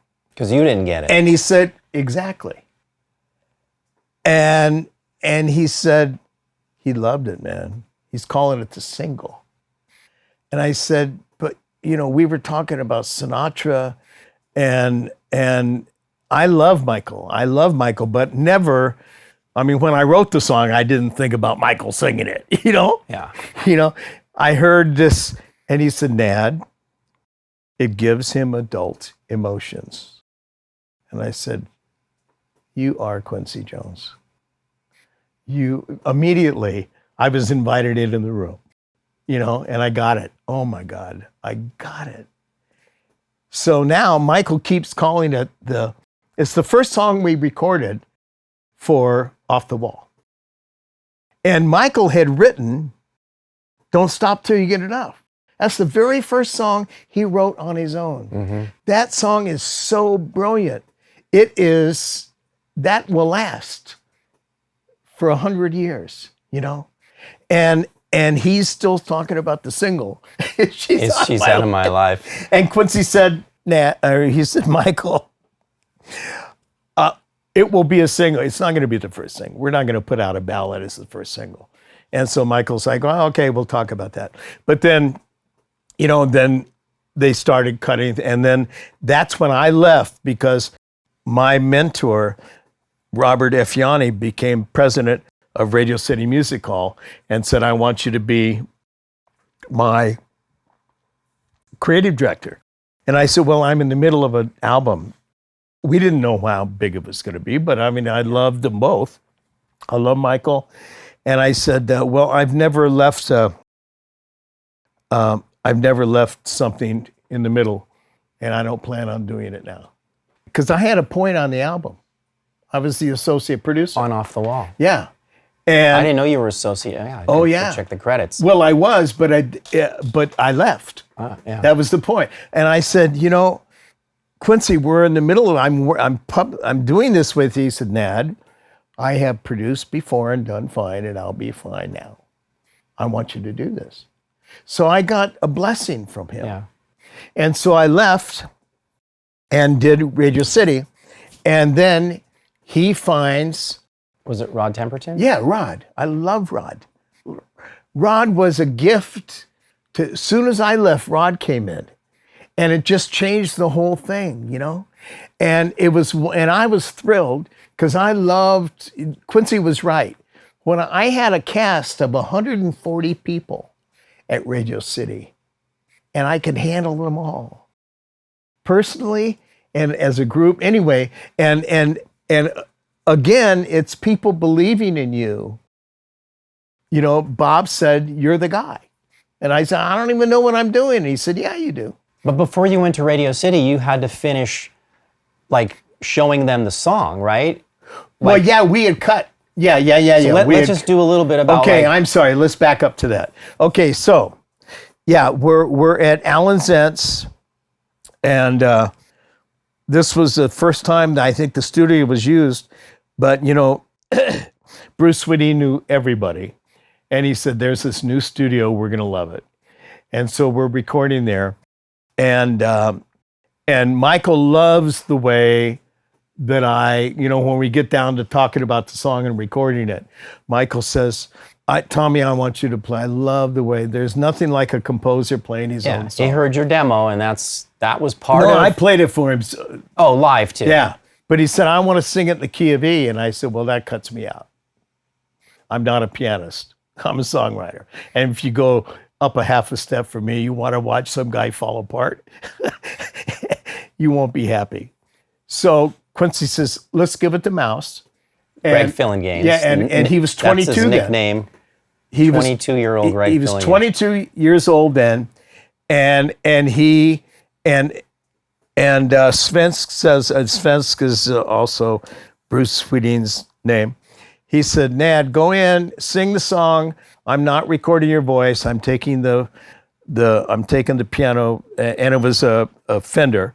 So he said, I'm taking it direct. You don't have to worry about any noise. Just play it. So I played it, and it sounded great. And Michael was there, and he goes, yeah, that's it, man. And so we send it to Mouse, and with the instructions to assimilate this. And he does. So he took what you did in E flat and he recreated it in E. Yeah, but not just the music, the feel of it, whatever, all the nuances that Michael wanted to hear, he heard. Yeah, he knew what was important. Yeah, and he loved it. So we get in the studio, and honestly, I don't remember if we were just rehearsing it, because I can't remember if he sang it live to the piano. None of that really matters because it all turned out. But the point was that my intros, da-da-da-da, dee-da-da-da, was kind of like a Bach figure, And that's what came to me, and I was and then my left hand would go, dee-da-da-da-da, da-da-da-da, dee-da-da-da, da-da-da, she's out of my life. And so we go in to cut the piano, and I hear, da-da-da-da, dee-da-da-da, rest, rest, rest, da-da-da-da, dee-da-da-da. I said, hey, Q, can we hang for a second? What happened to the left hand? He said, Nad, that right hand is iconic. It's beautiful. I love the right hand. It's wonderful. And I said, well, thank you, but I'd like to hear the left hand. So we cut it again. It's not there. Da-da-da-da, dee-da-da-da, rest, rest, rest. I said, Quincy. And this doesn't happen twice. I bet it happened 4 times. And the thing was that that's the way I'd written it, so it was pretty well launched. It was living in me. And I didn't want to be note proud, but it was important to me. And I said, Quincy, the left hand. And finally he turns to me and he says, Nad, there was a time when I would have believed that would work too. Wow. Talk about a lesson. And all of a sudden, it became clear. Dad, there was a time when I would have thought that would work too. So he describes it as like, now we're in a different time. He said so much in those words. Part of it is I'm the producer. I'm in charge here. And I mean, without saying any of this, but the feeling that I got, that wasn't the first feeling. Yeah. But I thought, you know what? I'm going with him. And you know what? Whether he knew it at the time or not, Larry Carlton, I gave him his first gig, man. And I love Larry, and he's one of the best guitar players I've ever worked with. And Quincy says, okay, God, we got that. Let's call Larry. I just want him to come in and play a few notes. So on She's Out of My Life? Yeah. So we got the piano, and he just puts earphones, and he's sitting in the booth with us. And he said, play where you want to. And da da da da da da da. Right. Which is basically ba da da da da. Right. But it was a different texture, a different approach, a different everything. I mean, that's Quincy Jones. That is part of his genius. I mean, his genius is beyond that. But it's just to be in the studio with this and seeing it happen is long. Now, if I was still hung up on my left hand, I wouldn't have heard it, and I would have never, and there you go. Right. And that's probably the last time I would have ever been in the studio with it. Well, it would have filled this. Well, I see what you're saying. Because because it would have filled the space, but and we don't even know. Maybe Quincy knew what he was going to put, or maybe he didn't. No, I don't think he did, but he knew something was going to go in there, and it wasn't that. But see, that makes it even more interesting that you don't have to know that you have to put something in it right now. But all you have to know is that I think there's something, and when the right time happens, the right thing will find its way to that time. It's a really different way, and that's his way of arranging. It's like his way of arranging is like sort of non-linear. It's not like now we're arranging and we have to do it right now. It's like it will find its time. So the arrangement expands on this sort of like timeline. So when the situation comes up, he knows, and then I've seen that's how some of the projects I've worked with him happened. Yeah, well, most of them. I'm brought to a story that I want to share with you. You know, he wrote the theme to Stanford and Son. Well,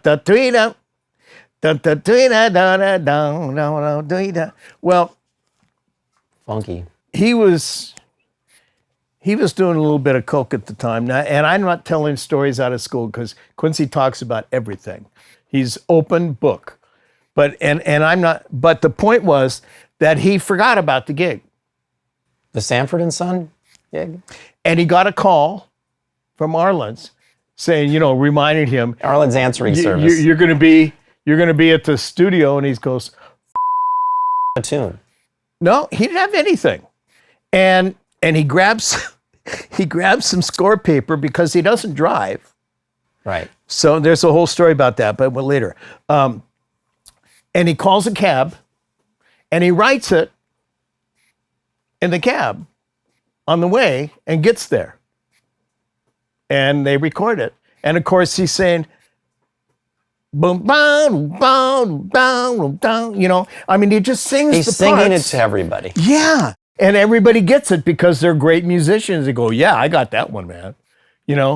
And that's producing with Quincy. Yeah. Well, then also it allows for a lot of contributions of the performers. That's the point. And you're not just handcuffing them. It's not about you. It's about this group playing music. And let me give you an example. When we did The Wiz, disco was huge.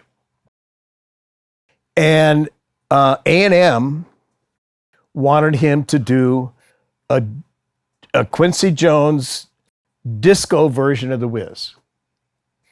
And he wasn't thrilled with it, but he's a good soldier. And he said, Nad, I have an idea. The cats, the guys in our rhythm section. Every one of them, how they play. I want you to do these two arrangements. I forgot the songs. I want you to write out every part the piano plays, every part the guitar that you hear. I want you to just bring it, and we'll bring in the guys and we'll play it, And I did that, and it was kind of fun. I'd never done that.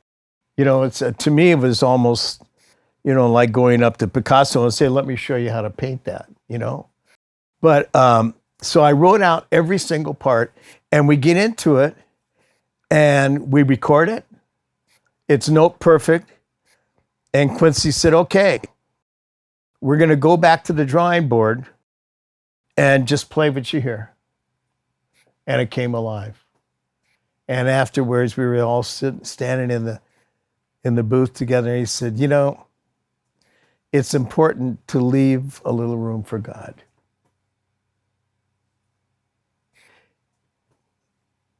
What a beautiful experience that was. Yeah. But that's Quincy Jones. That's and in a sentence, it summarized it. Yeah, and you know what he said about music too? He said, man, if you make the music about you, God leaves the room. But if you're there to share, he comes back in. I have so many things that he has said to me that were, that I live by. And that carries over. I was ready for that, like you were ready from your dad. My dad said so many things to me, like, I want you to ask a question that empowers you. Right. They guided us to discovery. And that's what Quincy does with everybody he worked. Did it with his children, did it with, what he did with when. Well, I want to say though, just to respond to that, about today, like hearing that, okay, it's amazing, right? You hear it and you think, well, what a profound thing to say, but take it to heart. Like before you walk into the recording studio, like think that way. It doesn't matter that we have all these, tools now to do this stuff. The mindset is still the most important thing. And so the mindset that we're talking about transcends, I think, the time. So just because we have all these tools and then we didn't have as many before that and we didn't have as many before that, this is the mindset of greatness, of great works that have accumulated across time. So keep the mindset of greatness in your mind when you go in, and then bring the tools in. Yeah. And now we're today, right? I think another reason why we want to say this, stuff, because it's like, we can't forget it. And it's what made this stuff listenable now, and it made it timeless, and it's going to be listenable in the future, is because people went into these projects at every portion of it, pretty much, when there's leadership like that, with this kind of mindset. He gave us permission to fly our own plane, but we're flying together, but you're in charge of your plane. And Quincy has been, and I'll tell you what a sweet man he is. The last time I was in his presence, I went to visit him for an hour, and I left 5 hours later. That's typical Quincy, So we're talking, and I said, Quincy, something just occurred to me. I said, you know how much I love my dad? And he said, oh, man, yeah. And he knew my dad, and they loved each other, too. He said, I said, yeah, but, it just occurred to me that outside of my father, you're the most important man in my life. And I looked up and he had tears in his eyes. He is so in touch on such a broad spectrum. And that's why he and Michael, I think, were so magical. At the same time, this is my opinion, but after 3 albums, Michael was ready to fly on his own. In fact, that's what Quincy said. Michael said, let's do the next album. And Quincy said, Michael, I think you're ready to fly solo. After Bad. Yeah, because Bad, they weren't arguing, but there were more disagreements. The thing is, when we did Off the Wall, what Quincy did was to take him off the leash. Go. Whatever you hear, go. And then he wrote, don't stop till you get enough. And yet, even on that, Quincy brought the strings in, right, which is almost as iconic as the intro of the song. Yeah. And Michael was saying, oh, I don't like that. I don't like that. And that's basically where he pulled rank and says, well, we're going to leave it there for now. He didn't say no, yes, no. He said, we're going to leave it there for now. And, but even at that beginning, Michael he gave him permission to fly his own plane. And as he did it more and more, then when they got into Thriller, that was maybe the apex. Oh yeah, it all came together. Of their flight. Yeah. And yet, everybody, including Michael, keeps going back to Off the Wall as maybe being the best of the three. Well, but what is the best? They were both marvelous. They had different textures. But it's like like always, like the demo, you can't beat it, and the first experience you have. That was the first one. Mm-hmm. And then I saw it sort of like it was the mature, perfectly functioning version in Thriller. Yes. And then Bad It was like the first step towards the student, which has to happen. Yes. And the master part ways, because it's ready to fly. Yes. I mean, Quincy had his mentors, and then he had to fly. Oh my gosh, So it's like, yes. that's a natural progression. And it's a perfect trilogy that it was, it's 3, and it really actually lived out that type of scenario in development, Like, almost like its arc, like a dramatic arc, the way the combination of Quincy and Michael ended up panning out with the 3 albums. But they all have their elements that stem from the period that they were in that are really unique. Like, 'cause even Bad, like, there's things in there. Bad's wonderful. Yeah, they're all. Yeah, I mean, I think to me it says don't compare them. You know, people do. We all do. Michael did. Quincy did. I mean, everybody. But I think it's really almost, in my view, almost short-sighted to say, well, that's better than this, better than. It's like saying to your kids, I love all 3 of you, but you're my favorite, and you're my favorite at this, you're my favorite at this. Yeah. And that's all that does. Favorite completely divides us. Yeah, and I think if you see it more like as a progression too, Yes. it makes even more sense. And it progressed Michael's development as a songwriter and as a vision for the world, and his videos and his storytelling progressed all the way through. And the production was mostly live instruments on Off the Wall. Yes. And then it moved to the first time into like this stuff. Yes. And it was all brought into the picture, and it was like a whole new sound. And then it was the advent of MTV. Because in '77 we didn't have this. It was barely, yeah. Yeah, We I had mean, the it Mini was- Moog, but we it didn't was- have drum yeah, machines, yeah, right? yeah, yeah. And synchronicity.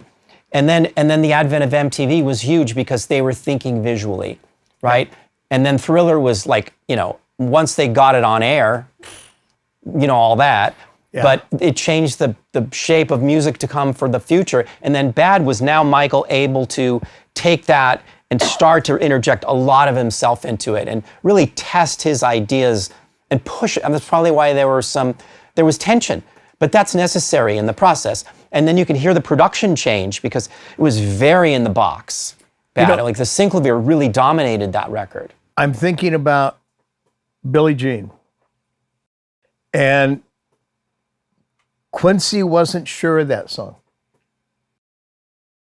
And he admits it, And he didn't think it should be a single. And that's okay. I mean, this is all process. But I love about Quincy is he says, man, I didn't hear that, And it took him a while because this was a departure for him. Yeah. But Michael had already saw it visually. Yeah, that's why. Yeah, that's the point. Yeah. And his body was becoming as important as his Right. voice. It was more than a song. And that Quincy's generation took it up as far as a song. It was everything was about the song. Remember how many times would Quincy say that? Yes. Best song wins. Exactly. Like when they would have the demos come through. But Michael was writing a song, and Quincy understood being a film composer, and visual music, and that they came together perfectly on Thriller. But then Michael had it, the point of view added because he was the artist, which you don't always convey, And so then you hear the song and you don't.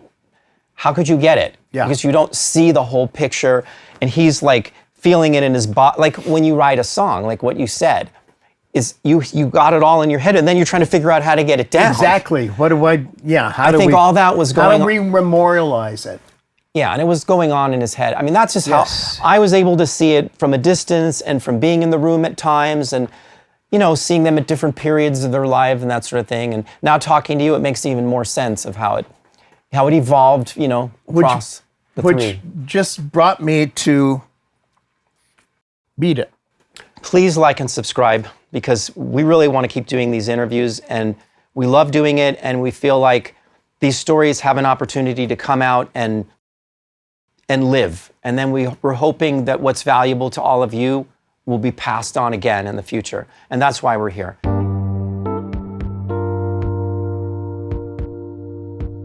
Tom reached out to me. I haven't seen Tom in quite a while. I don't know, what, 20 years, 30 years? Well, I mean, I would see you at the BMI Awards, and we'd say hi. Yeah, that's been 20 years for me. Yeah. So, yeah, but we had there was a time where we worked together a lot. Yes. And as you know, Tom was integrally involved with Michael and Quincy, and he reached out because he saw one of our videos about the intro sound on Beat It, and said, "Well, you got it half right." And then he was very nice, and he didn't say anything else too mean. And he likes what we're doing, but he's here, and it's so generous of him to be here. But this segment, we really have an opportunity to hear the whole story from the person who really made it happen.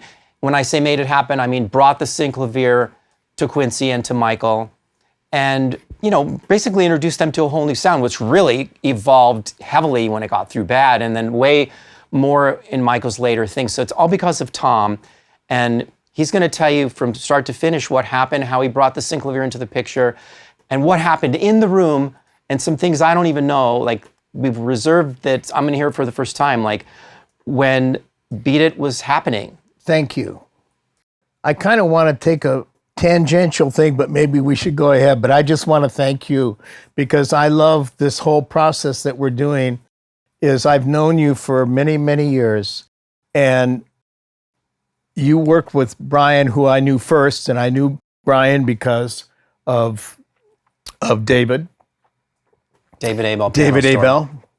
And all of these people come together, and what we're about to get into is the same thing, is that Don Dorsey, who introduced me to Synclavier, because I was at Radio City, and what I love about our mentors and the people that help us expand, Bob Yanni, who brought me in, he said, I've got the guy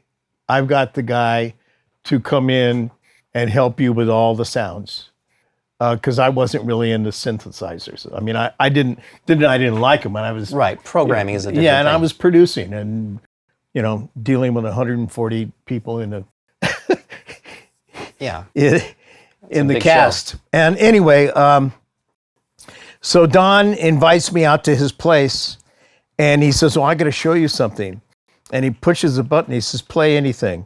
And I played it, and then he pushed another button, and he played it, and this thing plays back to me, and I went, What? Yeah. He said, "It's a sequencer." I said, "Yeah, I think I've heard of those, but nothing like this." And he said, "Well, this is a Synclavier, and I think that it's going to be your friend."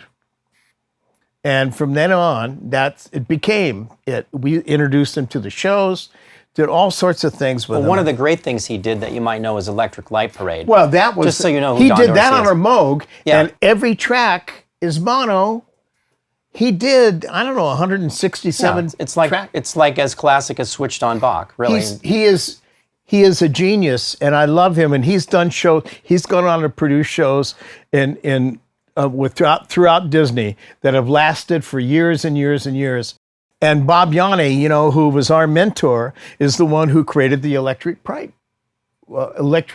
Light Parade, which still plays 50 years with later. Don's music. With Don's music, does, yeah. Because he played. It was called Baroque Hoedown.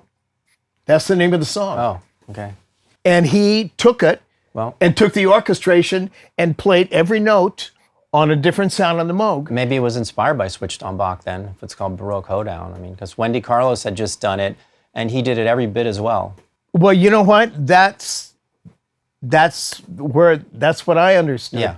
And the thing is, Don, is, he's another one of those guys you kind of put genius next to his name, and he has the worst sense of humor, and he and I love that. We try to be a shitty joke teller. Worst joke wins. To each other. The worst joke wins. So he introduced you to the Synclavier. Introduced me to Synclavier. So now I fall in love with it, and I thought, you know what, I can use this. So I went back to Dartmouth and met Cameron. Oh, you went back. Yeah, because I was living in New York at the time. And I went back and met Cameron, hung around. Cameron is one of the inventors. Yes. Cameron Jones, Sid Alonso. Cameron Jones software, Sid Alonso hardware. Yes. And Cam and I hit it off. I'm sure the way you did too. He's a bass player. He's a cool guy and brilliant. I was doing a lot of recording in Europe and things, and I thought, you know what? This can be a whole new horizon for what I'm doing. And at that point, it was $8,500 for a 5 meg hard drive. Yeah, the Winchester. Yeah. $8,500. 5 meg though. Make sure everyone understands this. Not 5 megabytes. It's not 5 gig. We'll never use not all 5 that. terabyte. We will never use that. 5 megabytes. Are you crazy, man? Anyway, so I kind of get into the country because I like the people, I like the product, and I thought, well, maybe I wasn't actually thinking. It didn't occur to me maybe I could be a help, but in my heart I was ready, and I can't remember when Brad came in. But when Brad came in, it's because they were going to market this thing. Yeah. And Brad Naples, he became president. He became president.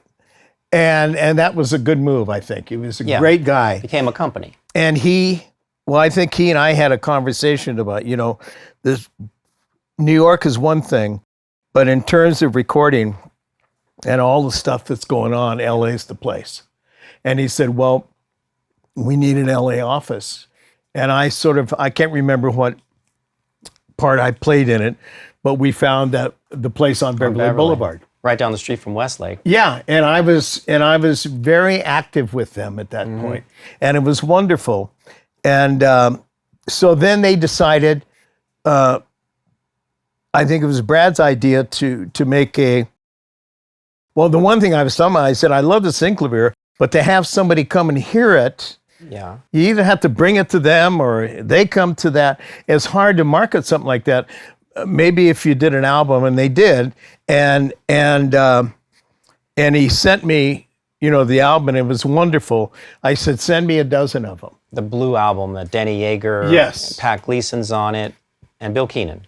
Well, I didn't know who the guys were. Those are the artists on the album that made sounds, and Pat did like a portion of the seasons, Vivaldi's seasons on Synclavier. Okay. Because he had an album out and he let them play some excerpts. It was a demonstration album. Well, that's the point. At that point, I was thinking marketing rather than who did what. But I heard it and I went, yeah. This is a great demonstration of the instrument. Yep. And you can just I said, so send me a dozen of them. So I sent one to Quincy, sent one to Michael, and I can't remember, a number of my friends. Quincy, is raving about it. I get a call from Michael. Michael says, oh, I love this. This is amazing, especially side 2, cut 3. It's called a gong. And I said, yeah. And he said, can you make that sound? And I said, well, it's, here's what I love about the Synclavier, because I was never into being Lily, That's what they called. Oh, that's an operator. Was that Lily Tomlin? No. Well, it was after Lily, because one ringy dingy. That's what they. Oh my God. Green Acres? No. It's the artist, the player. Oh my God, he married. Anyway, we'll get to that. I said, what I love about the Synclavier is I don't have to think about the instrument. It's not driving me. I just audition sounds and say that one. That's what I loved about it. Plus the fact that you have the sequencer. Yeah. So anyway, Michael says, can you do? I said, yeah, man, all you do is push a button. He said, can you tell me where I can get one? And I said, well, I have one. And he said, oh, would you bring it to the studio? I said, yeah. So we're at Westlake, and we were in A, I think. And so I have it brought in, because then it had to be shipped in and connected and all of that stuff. It was not easy to move around. You didn't put it in your pocket like our iPhones. And so anyway, we go in there, Michael, because Michael called, that didn't happen all at the same time. He called me later and he said, hey man, can you get me a Synclavier? Because I just wrote a song and I want to use that sound. And I said, yeah, we can bring it down. So anyway, we brought it down and To Westlake. Sweden, to A, he hooks it up to the system, and Michael's there. Who else is there? Just Michael and Bruce you? and me, the three of us. Not Quincy. No, Quincy didn't need to be there. I love that with Quincy. He and I had I was never replacing him, but there were times where he could be doing something else, and his wasn't going to have anything to do with it. Besides, he's going to listen to it later and say redo it or fix it or whatever, But anyway, no, the three of us were in the booth, and so we wired it up, and Quincy and Michael says, I can't wait to hear it, man. So I play it, and he goes, that's different. Bruce and I look at each other, and we said, well, see, that's gone. That's gone. It's a factory preset. Yeah, you just hit a button. Play it again. And he said he also liked whatever was being played on the record. He said, I'd like to use that, And I didn't think about anything I just, whatever, it was a demonstration. So anyway, so I play it again, and I play the notes that he wanted to hear. He says, it's different. And he said that so many times. I never heard him say, that's not it. Yeah. That's wrong. I never heard those words out of his mouth. It's different, which is the truth. That's what I loved about Michael. Michael explained, Quincy does it too, explains it in a way that is the truth. And you get the idea of what it means. And so Bruce is going, and Michael says, yeah, they're recording here. Yeah, so it's up on the turntable, he plays it, and Michael says, that's it. That's the sound. And Bruce and I are like, it's the same sound. And then finally Bruce goes, okay, out. That I love when Bruce did that with mix, out. So you and Michael left. Michael and I went into whatever's and to the next room. And okay. And then about 20 minutes later, Bruce comes in and he said, now go to the Synclavier and play that. And I play it, and Michael said, that's it. That's it. Oh. And I'm thinking, what's it? It's the same sound. And then Bruce said, and he says, how did you do that, Bruce? And he said, well, you're playing a vinyl that's been, right. all the things that they do to it goes through a lot of different filters. Yeah. And I just mimicked those filters. Of vinyl. Off the vinyl. And maybe a little reverb or whatever he had to do. No reverb. Whatever whatever was on that album. It might have been on exactly. There. Don't know what was on there. It's a sound by Denny Yeager. He made the preset. And Denny's known for doing all kinds of tricks. He's a great musician, great engineer, and great programmer, all in one person. Yes. So, Bruce could hear all that, and he was recreating what was on the vinyl. And he knew how to filter that. Yeah. Coming out of because this was Virgin, and this was been dated for a while. You got a raw sound, too. There's exactly. no love on the thing. Exactly. So there we go. So he is happy as he could be. And who played it? I did, but I mean, how hard is it to play?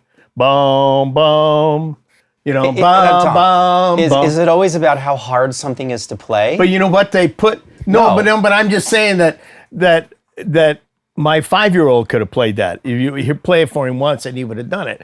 But what I loved about it is they put me on as a musician. And so I'm on the Thriller album, just because of that. And even get residual. You know what it's like when you're been on a crazy, it's biggest album ever. It was top 10 this year. Again? In the 40th anniversary release, the album made it into the top 10. It's like Beethoven's Ninth, man. It keeps. It just keeps it regenerates itself. It's still relevant. So that was great. And then, because I was kind of hanging around, Michael says, I like the snare on 2, but I want a different snare sound on 4. Now you're moving to the other sounds on Beat It. Yeah, it's once the rhythm starts, because it starts with the Synclavier. And then it starts with the drum. But and it's all electronic. Before drums. you move to the drum sound, though, was there anything that was concerning you about playing the same notes as on the vinyl? I never even thought about that. Besides, it's not my job. I wasn't associate producer on that. I was just doing a job for them. And he said, I wanted that. Can you play those same notes? I went, yeah, sure. It's not something that I'm going to ever be responsible for. Nor it didn't even enter my mind, because what I was hearing was a demo record. I didn't think that there was any copyright involved. Okay. And so it never entered my mind until I saw it, your talk the other day. I went, whoa. Well, we don't know what happened. Who talked to whom, and if it's copyrightable. I mean, apparently back then, copyright laws have changed to intent now. At one point, it was 7 notes, and that does happen to have 7 notes. Yeah, then and I don't 2 know measures and what was ever worked out with Denny. Well, what I do know, I don't know. Later on, Michael and Denny worked a lot. They worked together. Later, so they must have sorted it out. If Denny was pissed off, and you know what? If you came to Michael and said, "Hey," he would say, "I'll fix that." I swear to God, he would. Yeah, but that's why I wanted to hear from you, like what your take on it is, because you're the next source we have for that. Absolutely, and no, there was no intention whatsoever of using somebody else's music. If I would have thought that was the case, then I would say, well, we need to credit that. Oh, so you might have said something. Oh, but the point is, the first time I ever considered that in 30, 40 years was when the guy that you were talking with the other day said, and he used Jet and he didn't get paid for it. And I went, whoa, where did that come from? That was really what got my attention, because there was no intent. And I am quite sure that Michael, everything that I've ever done, with Michael, was fairness and what's right. It was never about, I got to take this and this is mine. And, never. That's why it was such a shock to me when he said Denny wasn't paid for this. And I thought, wow. And it didn't occur to Quincy either.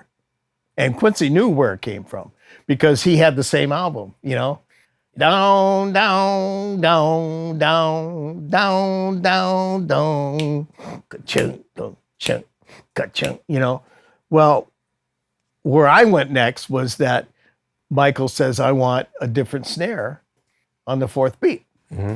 So we had SIR. That's a studio instrument rentals company. Now we're doing the album at that time, and I'm not a producer on it, but quite often I was just hanging out. I was there anyway. And we start auditioning snares. And did it for about 3 weeks. And because you're in the studio 8 to 10 hours a day, it's not the only thing we were doing, because they'd work a while on this and then go to the next tune and pick it up on that. And they're auditioning snares. And this is, again, where I noticed something about Michael that I've never heard from anybody else. He'd say, okay, play that one, please. Maybe go to the next one, please. Next one. Mark that one. Next one. Next one. And they've got them all lined up and mic'd and everything, And And I think this guy never says that's not it. Everything he says is positive. It's all moving forward. Because as soon as we say stop, we break the heartbeat. The flow of it, yeah, because he's in the flow. So That's it. So he's going on, and now I'm interested, and I'm coming to the studio, and they're doing something, I can't remember the tune, but he wanted a ground casa. Which is a big, giant concert It's the bass first drum It's the first subwoofer. that when you play it in an orchestra, you know, you hear that big boom. And basically, when the engineer sets levels of an orchestra recording, they have to set it to the low frequency of the bass drum. And then everything else, even the brass, everything else has to come down from there. So just putting it in context, Absolutely. how big of a sound a grand casa or a concert bass drum is. And if you're in the audience in the back row in an orchestra, you feel that. You do, yeah. It moves the air in the entire building. So anyway, it took two guys to bring it in from SIR. Studio instrument rentals. Yeah, and it's that real thin material. There's a name for it, but it's not plastic. It's actually made out of cardboard. Fiberglass, weren't they? Well, no, it wasn't fiberglass, but it was whatever. Yeah, they're drum cases. Yeah, it's a huge, and it took two people to bring this grand casa in because it's maybe 5-6 feet tall, huge. And so they're unwrapping it, and they're in the small room, the Studio A. There's a big room, and there's a small room over to the side. I think it's a vocal booth or something. And we're doing a lot of things in the studio, but they're unwrapping this thing, and they're lifting the top off, which is rather big, and it's the same, you know. So they set it down, and it falls. It kind of falls against a bookcase. The big trap case, right? Yeah. So I mean, the top is the top of the trap case, and it just kind of runs into the bookcase, and at the top of the book is a screwdriver. Just happens to be up there, and we're all talking. You know, nobody's recording. This was just going on, and suddenly we hear a thud, and it turns out that as the screwdriver fell down onto the top of the roof of the case. And Michael goes, "That's it! That's it! That's the sound! How did you do that? What is that?" The guy said, we didn't do anything. The screwdriver just fell." He says, "Do it again! Do it again! That's it!" And that became the sound of the fourth beat. And he loved it so much that on the credits, on the Thriller album, on the credits for Beat It, it says drum case Michael Jackson. And it was one giant Grand Casa empty case. Yes, Did he and hit it the with- top of the case, not the bottom, because the bottom, the drum was still in it. Oh, so it still had the drum in it. Yeah. And with a screwdriver? Yeah, it was just a No, screwdriver. but was he hitting it with a screwdriver? No, I think he hit it, if I recall, I can't be positive about this, but I think he may have actually had a wood, kind of like just a 2x4 or something. Yeah, that's because the first day I showed up to do any work on Thriller, and for this video's sake, I was there because Tom recommended Brian Banks and I to work on the album. Yeah. And so first day I'm there, I'm setting up in B, and they said, well, you'll meet Michael. He's in A, and he's working on this song called Beat It, and he's hitting drum cases. And they're going, yeah, he does stuff that's really unusual. And I heard it through the walls, and I could hear it, and that's a studio. And then the door would open up every once in a while, like, oh my gosh, layers. But I didn't know what exactly it was. I didn't know it was like a Grand Casa, or I thought maybe it was drum cases. But I looked in there, and I saw big 2x4, and I saw some drumsticks. So I don't know if he was trying out other things. He may have tried different things, but you know what I loved about Michael? Michael heard it in his head first, and he was looking for the physical. Well, That's how you write songs, and that's how you said Burt Bacharach writes songs. That's and very true. You guys open it up to, this was in a different video, but opening it up to the universe, not locking it into the piano or the guitar or the DAW. Exactly. Like, the song exists in the universe, so we're going to just tap into the whole darn thing. We spent weeks looking for a snare sound. And then all of a sudden it was a drum case. But the point is, he got what he wanted. But what really, at that moment, it blew me away because he wasn't anywhere close to that thing. In fact, I think he was in the booth. Oh. And they may have had some, it was either leaking in or the door was open. And he heard it through all of that stuff in the middle of a conversation. That's it. That's how in tune he was when he was looking for something. Relentless, right? Relentless. But also allowing time to be a part of the process. Absolutely. Patient. I never heard him speak louder than this. Ever. Ever. And there's a recording I'm going to find out of a meeting that we were having with him about a song, and he said, "This is where I want the chorus to come in." And he's talking about, it's like fresh, like flowers and clouds. And I mean, he's explaining the whole thing. Imagery. And you somehow know what to write from that. Yeah, and Quincy spoke the same way in colors. That's the point. It's never one thing. Yeah. Never one thing. And we'll get into that. We're gonna move on to We Are the World. And great. That was also described in colors. Please like and subscribe our videos. That's really all we need from you guys. We want to keep making them. It's amazing for me to be a vessel for someone like Tom to relay these stories. So hopefully that you continue to enjoy them. Well, perhaps this is a good time for me to say how grateful I am that to get to know you on this level, because I've known you for many years, always admired you. But now working with you, I feel our connection is so strong, Well, thank you. This is a different thing because this is like we're rounding things up and we're turning them into stories, but there are experiences and we're sharing that. It just happened, because we worked together. Yes, we did. But now it's just concepts that have, I don't know, it's the part of it that's a part of us. Yes. Yeah. Well, thank you. Oh, well, thank you, man. You're very welcome. Thank you. I'm glad you're here. It's a thrill to me.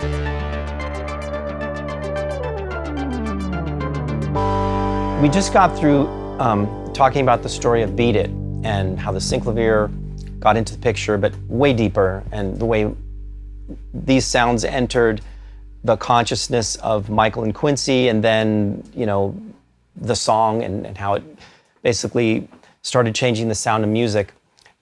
Now we want to talk about We Are the World, which is a very unusual and unique project. And something Tom was just telling me is like, it seems like every time you compare music to something, you kind of compare it to like relationships, and the word love is involved. Mm-hmm. It just seems like you can't separate love from music. Why would I want to? I see that. Well, it fills my body with joy. Even sad songs. Still, it's reaching something inside of us in our humanity where we are connected without anything. It's pure. There's a purity in it that touches us at a place that rarely gets touched, because if it got touched all the time, it would just be like getting in your car and starting it. Can you imagine the first time you got in the car and started it up and it had never been done before? You would never forget that moment in your life. Well, that's what I feel when we talk about these things, It's how fortunate can we be to be around something that has meant something to so many people, and we were there. I just think, thank you. I wake up and say thank you. I go to sleep and say thank you. And that's to me, that's what keeps me open and alive and thrilled. And you know, in all of these in this business, I've been in it since I started at 13. So, but the point is that I have never been taken advantage of. I have never been screwed. All the things that I hear about people saying, "Oh, that business, they'll do this and they'll do that." Even when Snuff Garrett and I had that disagreement about the ownership of The share living in a song. house divided. Yeah. He said, "Tom, I understand. We had a misunderstanding, but you know what? I'm putting this on the Ray Conniff album. I'm putting it on the 50 my 50 guitars, you know?" He said, "You're going to make more money on this without owning the publishing that you would if you did." And I went, "Thank you." But you talk to people. You've always described yourself as a people person. Sometimes that's really all you have to do instead of sitting around alone festering. Yes. You just talk to people.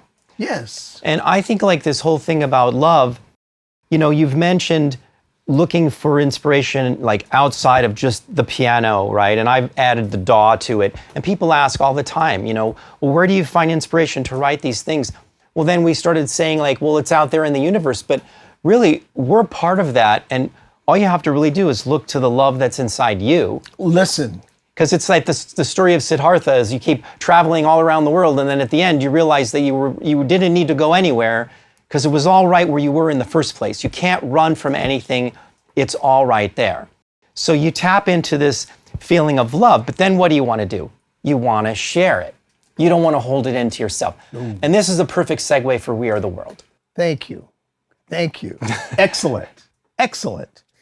I'm so glad we're doing this together. I know I keep saying it, man, but no, it's so exciting to me because I've been thrilled so many times in my 80 years that I never think it's going to be over, but I never know what's coming next. And us doing this is what's coming next for me.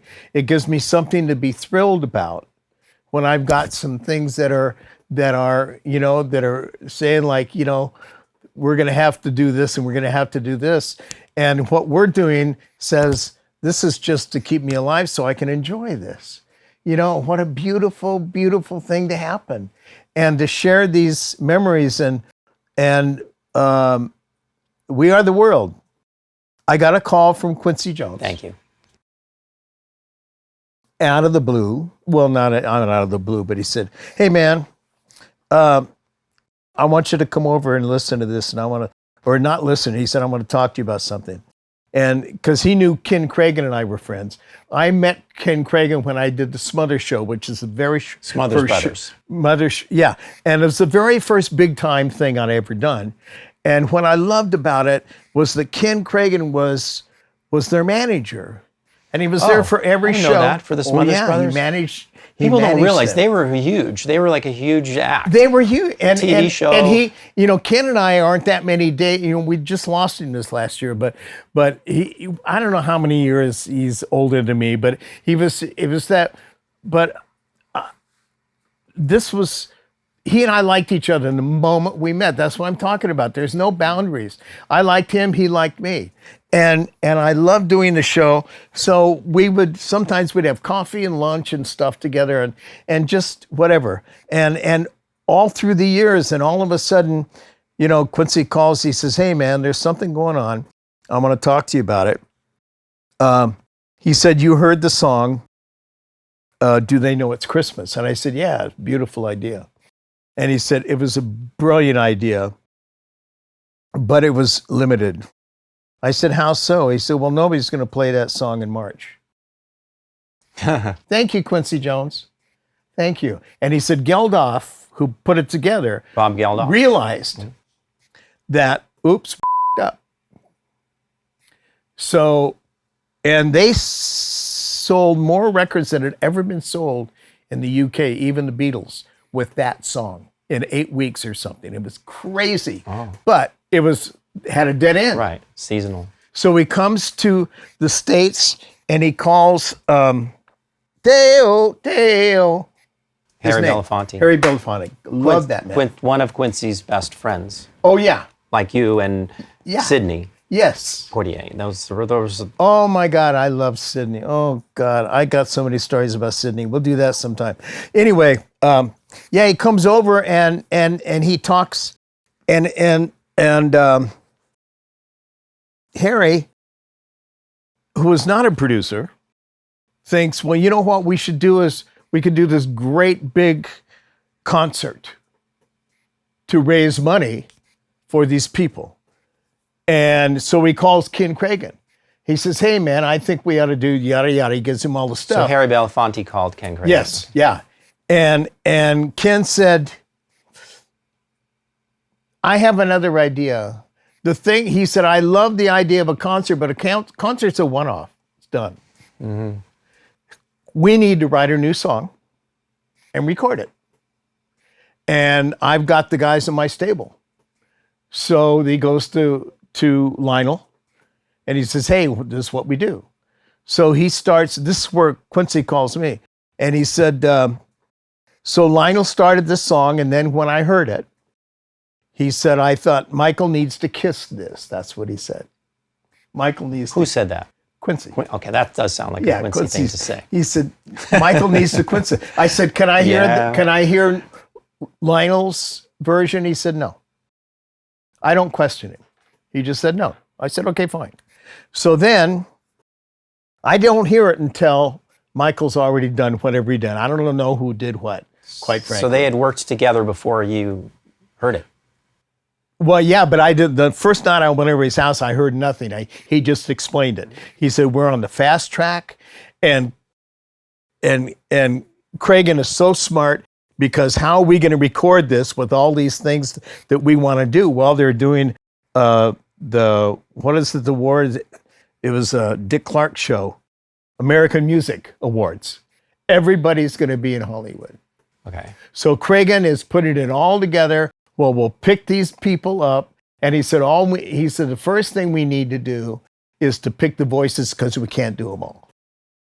But we could probably handle, whatever. But we'll get as many people. So we started that's where I came in and started helping him. And we went through and heard voices. And so it's up to you to kind of to cast basically the lines of the song with the right singer. Well, that was the point. I loved that he threw that to me. He said, Nat, I want you to do the vocal arrangement. That's Tom's nickname from Quincy. Yes. He said, I want you to do the vocal arrangement. I said, this is arranging in heaven. My God. and he said, well, he said, I only have two things that I'd like you to do. Lionel was the first one to start the song. So I believe he should sing the first one to be sung, the first one to sing. And then Michael finished it, and he should sing the first chorus. And then a lot of people think that that Michael is his sense of humor. A lot of people think that Michael and Diane are the same person. So I want her to sing the second part of the chorus with him. Always a sense of humor going on. And he said, the rest of it's yours. And you cast everyone else where they came in. Well, what? Isn't there politics involved in that? Nope.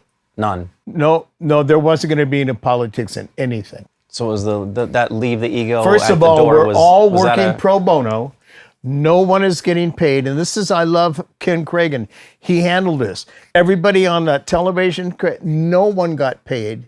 And the reason that money got to the docks in Africa is because such a smart man, he knew that so often that these big loads would be given to these countries and it'd never go to the country, they'd sell it. Right, yeah.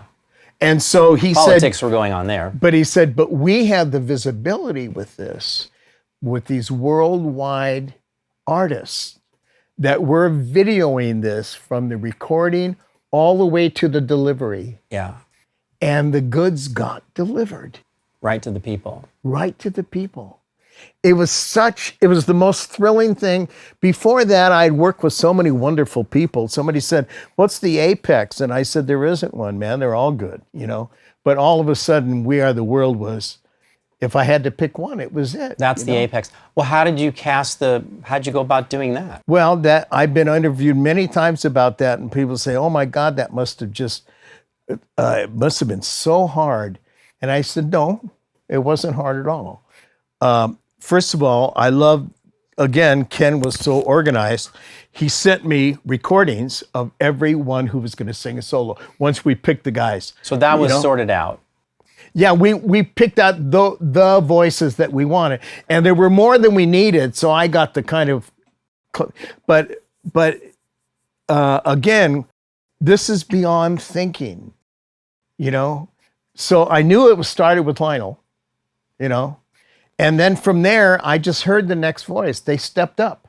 In my heart, they stepped up and sang their line. And like the second chorus, that was the boss. We are the world. You know, I mean, there was no question. The first one was Michael. We are the world, you know. And the second was, we are the world. Now, I didn't think of it in those terms, but I go back and visit it and say, that was brilliant. No, but it wasn't brilliant. I just heard it. What was brilliant is I picked it, okay? Even that was not brilliant. I just followed my heart. So then I went through these people, and then I heard Steve Parr, there's a choice for me. The way that he sang that, I just knew it would be that way. I heard it in my head, and that's exactly how he sang it. And then everybody down there, and I knew Kim Carnes since I was 18 years old, and there was a heart in her that is so beautiful. And as we did it, it took me 30 minutes to write that to pick those voices. Oh, really? So that was the quick part of the process. What about the choral? Like, how did you work? Well, there's so many questions I have. Like, did you write any of it out, or did you just get in there like all the chorus harmonies? With artists, it doesn't matter if you write it out. You're not going to look at it. That's not what. No. Yeah, but I did have. By the time we had, the copies made, because it's a 7-minute song, it's a pretty big thing. I put who the solos were. So because that's the other thing that Ken and Quincy said, there can be no amaraz in this thing. And Quincy was the general. We planned this. There was a night, Ken Cragen and Lionel Richie and I, and Quincy, of course, sat down and said, I know we don't normally think this way, but let's think of everything that can go wrong and fix it. So you go to war. I was just thinking that word. That's what you did. That's what they do. That's what we did. And Quincy said, well, I'm going to start it with, please check your ego at the door. That's what I said earlier. So that really did exist. Oh, it did. And it was there. And I love when we got our Grammy for it, he said, I want to apologize because we didn't know what was going to happen that night. This had never been done before. 40 people, 40 major stars in the room. How do you keep them from, if we stop for a minute, every one of them is a creator. Let's do it this way. Let's do it this way. We can't have that happen. We need to be a step or 5 ahead of each one of them. And we spent 4 or 5 hours at Lionel's house that night, listing what we were going to do and how we were going to do it and where we were going. Really good planning. It was beautiful. The only time we stopped was when Stevie Wonder wanted to bring in these 2 ladies from Africa to speak to the group. And that's the only time we stopped. So, and I also, I'm going to kind of run around for a minute. I went, oh my God, after all these people, who's the king? And I thought, well, we'll see what happens. It was Ray. When Ray sat down at the piano, it was just between takes. He sits down and starts playing. Everybody flocked around him. So he was the and king. And became complete. Yeah, he was the king. No question. And then probably Stevie, That's so ridiculous when you're saying it like that. And you got Michael, Who's the king? who's not talking to anybody because he is overwhelmed, but he's loving it. But he wasn't going to. Michael's not that kind of leader, No. you know? And what was beautiful is he was singing next to, and I'd known Kim forever. And I said, how was it standing next to Michael? And she said, well, I love singing with him, but he never spoke to me. I said, that's Michael. He was probably too shy. Yeah, that's all it is. That's him. And she said, oh, thank you. And he respects it's somebody else's thing, really. I mean, he's just bringing what he brings to it. Exactly. Exactly. And that night was magic. And there's so many things that happened that night. You know, when we got around to Cyndi Lauper. Well, you know. And so Cyndi amongst all the, well, we also, yeah, this is good. We thought, who can this up? Diana can be. The thing is that with Diana is if you don't listen to her, same thing with Streisand. They are brilliant, they're thoughtful, they've got everything worked out. And if you treat them like, yeah, just go sing, they will cut your balls off and feed them to you. I'm serious, man. And I work with them both. I don't want that to happen to me. Well, and they're both darling as long as you pay them. They don't want to be worshipped either, because that's if you respect them, oh my God, they're like putty. And it's because it's a two-way street, you know? So anyway, but we thought, okay, we probably have to keep our eye on Diana, just to make sure that, because if it's not going fast enough for her, she's going to make it, you know? So we got it, and this is with respect that we're doing this, you know? And we knew that Cyndi could be a little bit explosive at times, you know? And also being around, she probably felt that perhaps that she was less than some of the people in that room, quite frankly. You know, girls just want to have fun. And, well, I mean, she's a great singer, but you look at the Willie Nelson, you know, and the great singer who sang so many of Bruce's, of Bacharach's hits, Dionne Warwick, that's it. Dionne Warwick, she was a studio singer. He made a star out of her. Well, she's from a royal family. Exactly, but the point is that all of those singers, I mean, you had Billy Joel there. Right. You know, I wouldn't put Cyndi, that's to say, and I'm not saying anything wrong with Cyndi, but I'm just, and maybe I'm completely wrong, and Kim Carnes was comfortable in her own, maybe I'm not saying about ego, it was just whether or not they were comfortable. I didn't know how comfortable or not comfortable she was. Mm-hmm. And I also knew that we had to keep it moving. And also Stevie Wonder, man, if you're not, he'll step in, you know, because this is what they do. They're brilliant. So. And it didn't happen, right? No, it didn't, because that's because we had an answer for every single thing. And I think when you're prepared, that you don't have to go to war. Yeah. So that was what the one. There was a war meeting. It was a war council that we had, and it worked. Now, what I loved is that when people came in, we couldn't, you know, normally singers, when they're learning a new song, we'd all send them tapes, you know, and they were numbered because they were very concerned about anybody giving it to anybody else. And everybody honored that. So that's a beautiful thing. And so we come in, but they've never sung together. So, and we can't go in the booth, too many people. So we go into Studio A, turn it on the big speakers. At A&M. Yeah, at A&M. And that was when Quincy had me take that part of it. And I said, okay, here's the deal. We're going to sing unison on every part. First of all, we're going to do the melody. Oh, everybody. Everybody. So you lay down a giant group melody. giant room, we're putting every voice on every part. Right. Okay. Because the great thing about yeah, singing, you get a lot of confidence when the guy next to Yeah. you is singing the same part. Well, I do.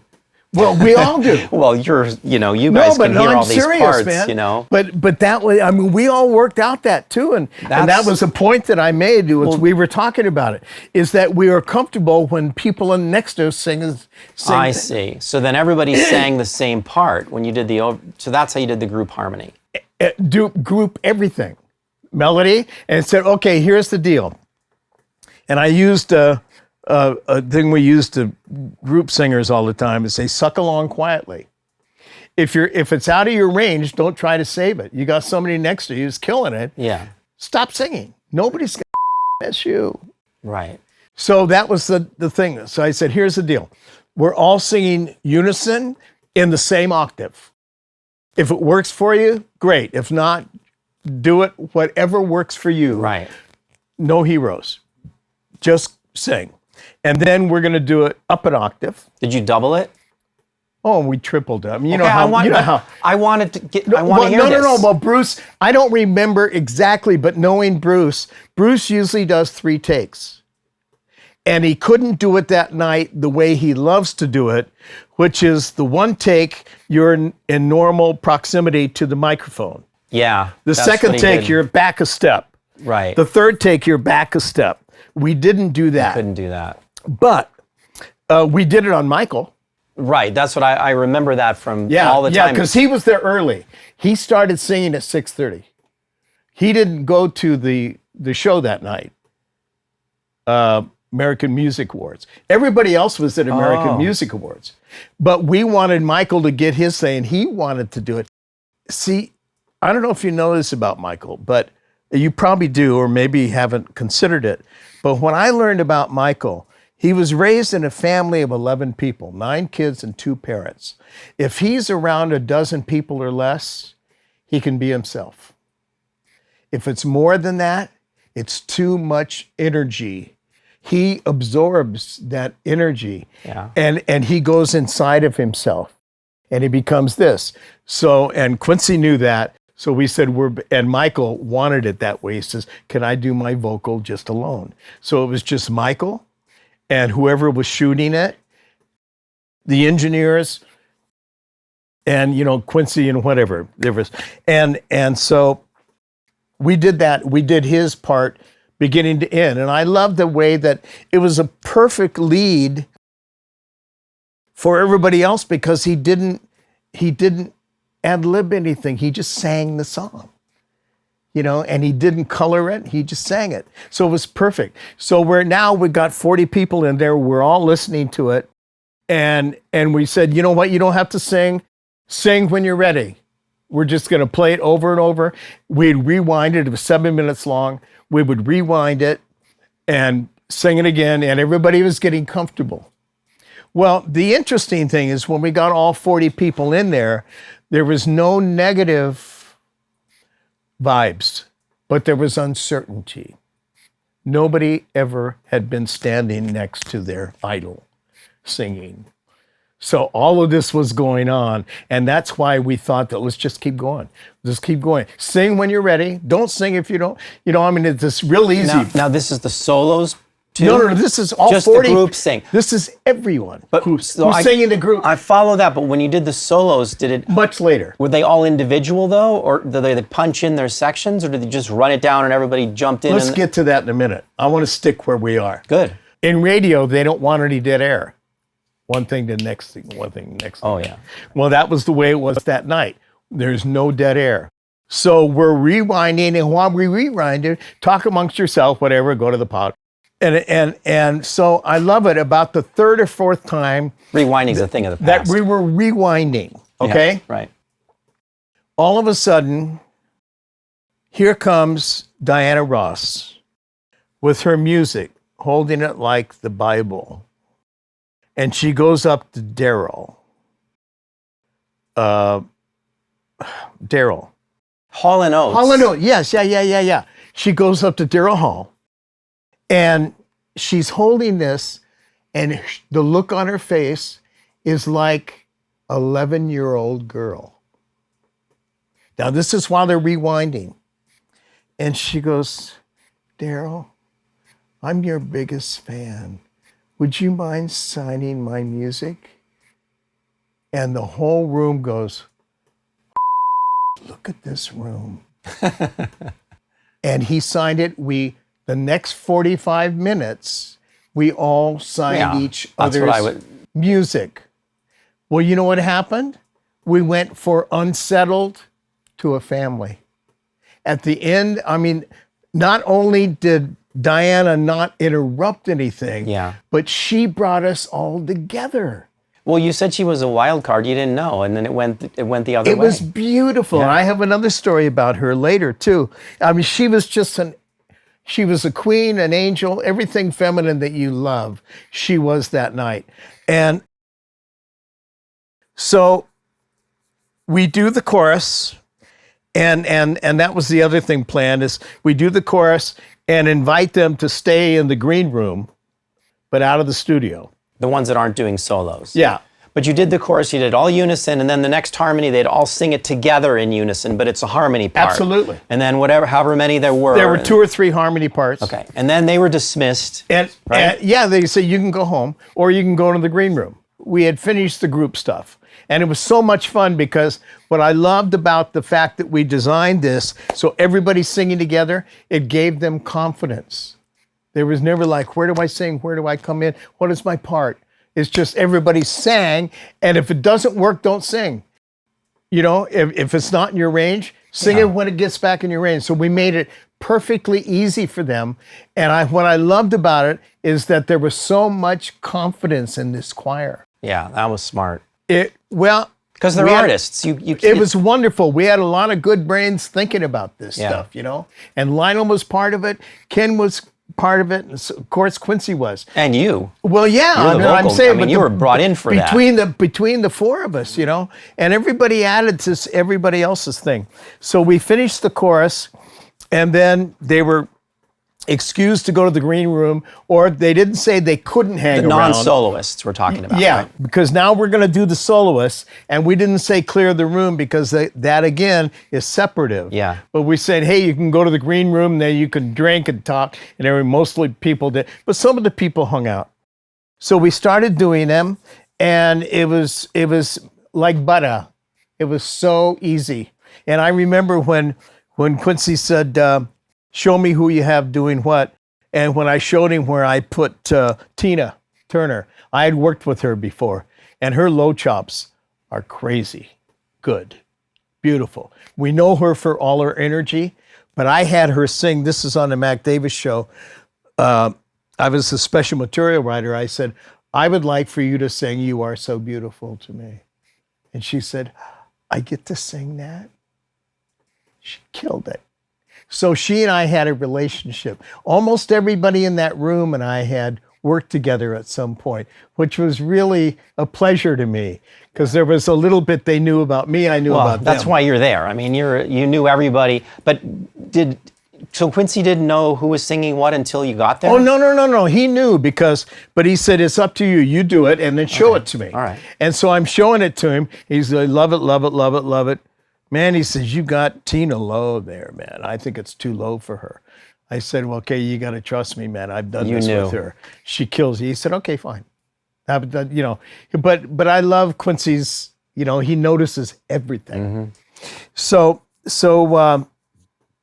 we start, and we had marked the floor in a U shape. So we're in the booth here, and then the artists are out there. We start with Lionel, and we go all the way around to Cindy. She's the last one to sing a solo, and everybody in between. So we do that, and it makes it easy, and we gave them permission to, you can sing it as many times as you want. But did they do each their own solo over and over, or did they do it from the beginning and they all... No, not beginning. They each did their solo. Sometimes if somebody raised their hand, we started over. But not just there, I mean, just before their solo. We didn't try to do it in a continuous thing. But sometimes we go through 2 or 3 singers because they were very confident and they were fine. And basically, except for Michael's chorus, And the bridge, nobody sang that much. But did they all stand in the U during the solos? Yeah. Everybody stood together? Everybody stood together. That's great. Oh, it was wonderful. Well, it was a joy for everyone because look who I'm standing next to. Yeah, Look who's they in get front. to sing a solo next to...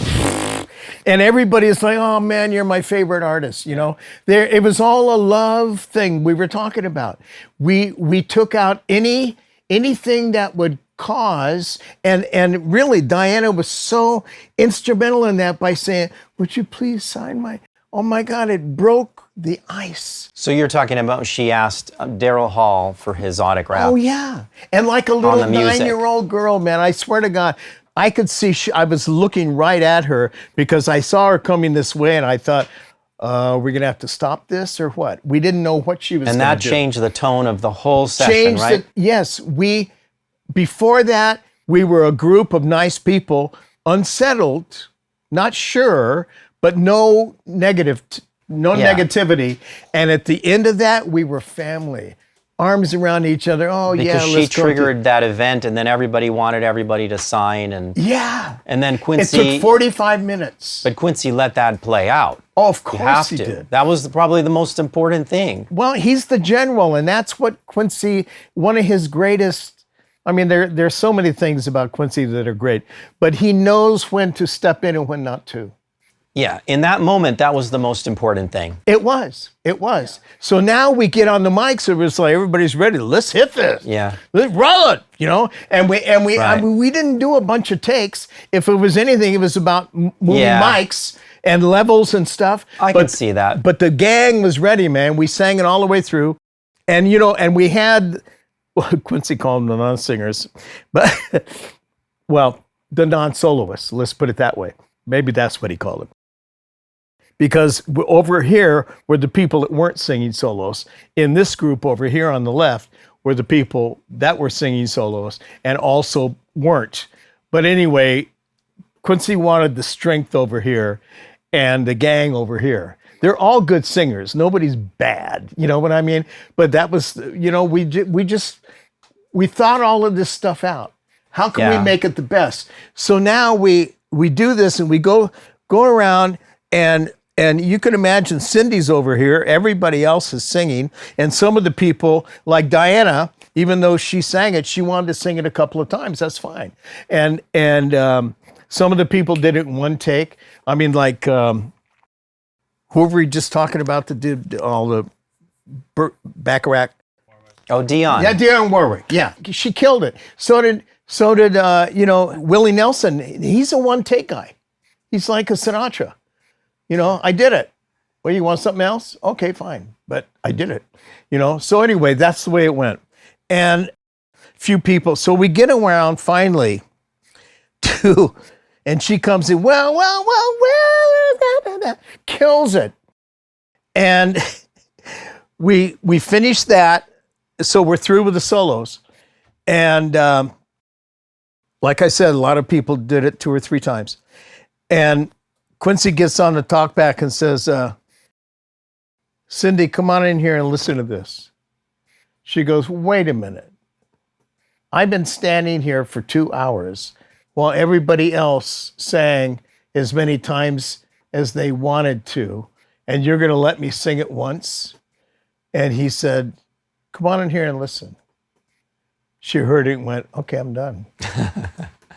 That was how wonderful it was. So now we start to mix. Everybody goes home. By this time it's 4 or 5 in the morning. We started at 5:30 the day before. That's when Quincy and I showed up. And so 5:30 at evening? The previous evening. And mostly everybody had gone home, but we're doing a rough mix, right? And we leave and it's Ken, Diana, Quincy, and me. And of course, the sun's up. It's 8:30 in the morning when we leave. And we're walking out to our cars. And Ken and I are walking together. And Diana and Quincy are behind me. And I hear Diana crying. And I was, oh my gosh, are you okay? And she goes, I don't want this to be over. I mean, It ended too soon. Did it melt you? I mean, because Diana's strong, man. She is strong, even when she's kind. I work with her a lot, and even when, but there's always this strength. That's the only time I've ever seen her as just a little girl. I don't want it to be over. And Quincy put his arms around her. I mean, that's the way we ended it. I see why you could say that. It's hard to say what a pinnacle is, but that event is just so unique. There's nothing like it. I know it word for word, man. And that's the once I gave myself permission to say that was the best thing that I was ever a part of, then everything started flooding in. And when you say everything, like feelings? Feelings. I noticed everybody there, what they were doing. I loved it when they started saying Dale, Dale. For Harry. Yeah. And the way it went, and there was so much happiness in that room and no hard feelings and no discomfort. It was like, and Quincy and I just went, yes, because that was our goal, was to make this joyful, singing a song about us as the world's children, and being, it wasn't a gig, it was an event. It was an event that we all got to be, and every time I see Steve Perry every now and then, man, and he just hugs me, and it was, there's no doubt. It was, as much as we've done things and worked with everybody and done all the things, that was the night for me that just... Because it's a lot of the people that we all worked with and did things, but then they worked with each other. Yes. And it's never really happened like yes. that. And we wanted... And it didn't before then. In fact, in the meeting that we had that night before, was that we want them to feel free to love each other instead of thinking like, I should have had that number one. There's that love. But you also made them fans. Like, I guess the Diana thing also made them fans of each other. So when they were doing their solos, they weren't being like standing next to each other, potentially thinking, is somebody like judging me or being critical? They're just like, now we know, we're just going to let that go because we all have that in our heads to some degree. And we're all among fans because we all love music. It's that love thing again. You just keep, you just can't stop saying it. And you just nailed it with what you said, is that there was just admiration, and they were free to love the person, and there was no judgment whatever. The only judgment was, I only get to sing that once. That's not fair. Quincy says, come on here and listen to that. And it has to end. And you know what? and if she would have said, I want to do it again, he would have done it, because we gave everybody permission. Yeah. But I loved that moment because she just heard it and went, okay, I'm done. Yeah, it was beautiful. And then all of us walking out to the car, I'll never forget that. I've never seen her like that before or since. She's always been great. I love working with her. The first time I worked with her was on The Wiz, and Quincy and I co-produced that. He was doing the movie, and we're going to do Ease On Down the Road, and it's a duet between Michael and but photography is over. So they're back in LA. So I fly out to record their voices at Wally Heider's. And Michael was always on time. Always on time. He's there. We laugh, we hug, and we giggle like a couple of kids. And an hour and a half later, Diana walks in, and there's a cloud over her. And I had never worked with her. I had sung on a lot of her records, but she was never there. So she walks in, and she's looking for Quincy. And she looks at me and says, who are you? I could just tell it was not a good day for her. Who are you? And Michael immediately comes to mind. He said, I've been working with Tommy for 5 years. You'll love him. He's great. She goes, where's Quincy? I said, well, Quincy's in New York putting together your film. And he and I are co-producing. I'll be, doing your voices. And she rolls her eyes. And we go in and start singing it. Now they know the song, this is the final vocal. Right. And Michael keeps looking at me and is talking to me through his eyes without rolling them, without doing, he's just looking at me, pleading. And she is not happy. And finally I took his advice that he was sending me through his eyes. And I got on the talk back and I said, we're going to rebook this. And Diana said, excuse me? I said, let's book this for another day. And she goes, and why would you want to do that? And I said, luckily, this came to me, not thinking, but it worked like a charm. I said, do you like what we're getting? That's when the truth came out. That's your dad. She didn't say a word. I asked her a question. That's your dad, right? Yes. Thank you, channeled. Dad. Yes. Now you know why you thought of that. Thank you. You're right. You're right. And she says nothing. I said, great. We'll call him. 2 days later, we brought in, they walked in together. She was over whatever. I don't know what was going on in her life. She wasn't being a but it would be easy to say that. But she's a human being. She walked in with a cloud over her head. Mm-hmm. It had nothing to do with us. Came in, we nailed it in one take. And after that, she calls me and she goes, would you be the musical director on my special? And would you do this for me? And so you went on to do... And then I worked with her a half a dozen times.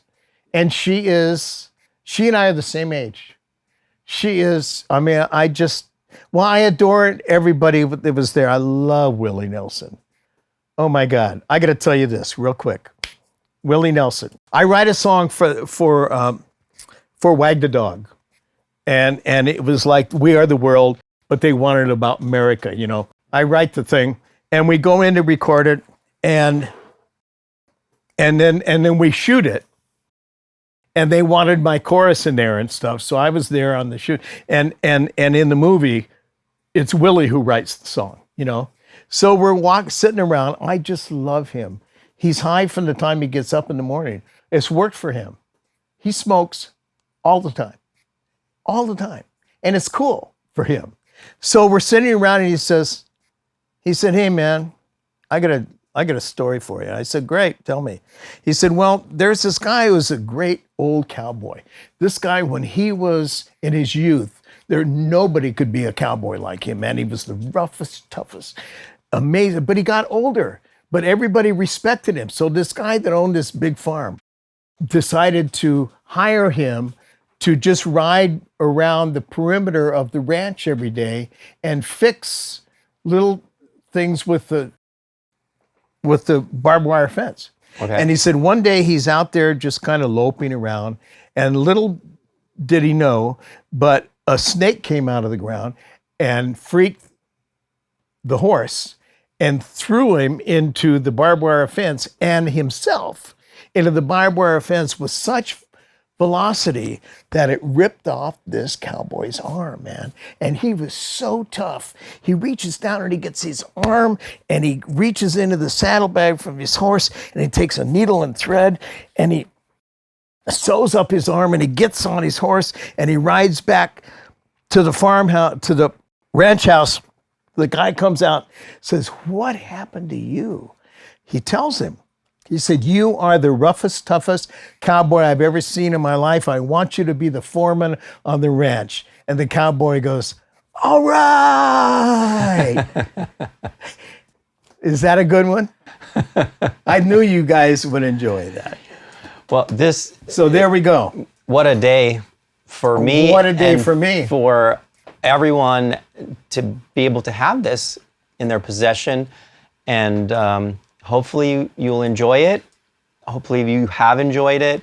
And hopefully you can pass it on and all the little bits that, have been presented, apply it to your music, apply it to your life. Please subscribe to us if you like these videos and we're bringing you something that you think is useful. Read the descriptions. We put time into the descriptions because we summarize like a lot of the stuff that you would be saying in this interview in the description. So, you know, you can kind of know what you want to, you know, refresh your memory on maybe at any point in time in your life, you know, because I think I want to do that. Well, me too, and I want to thank you, Anthony, for all the years we've known each other. But we found a new avenue here and I'm enjoying myself so much with you.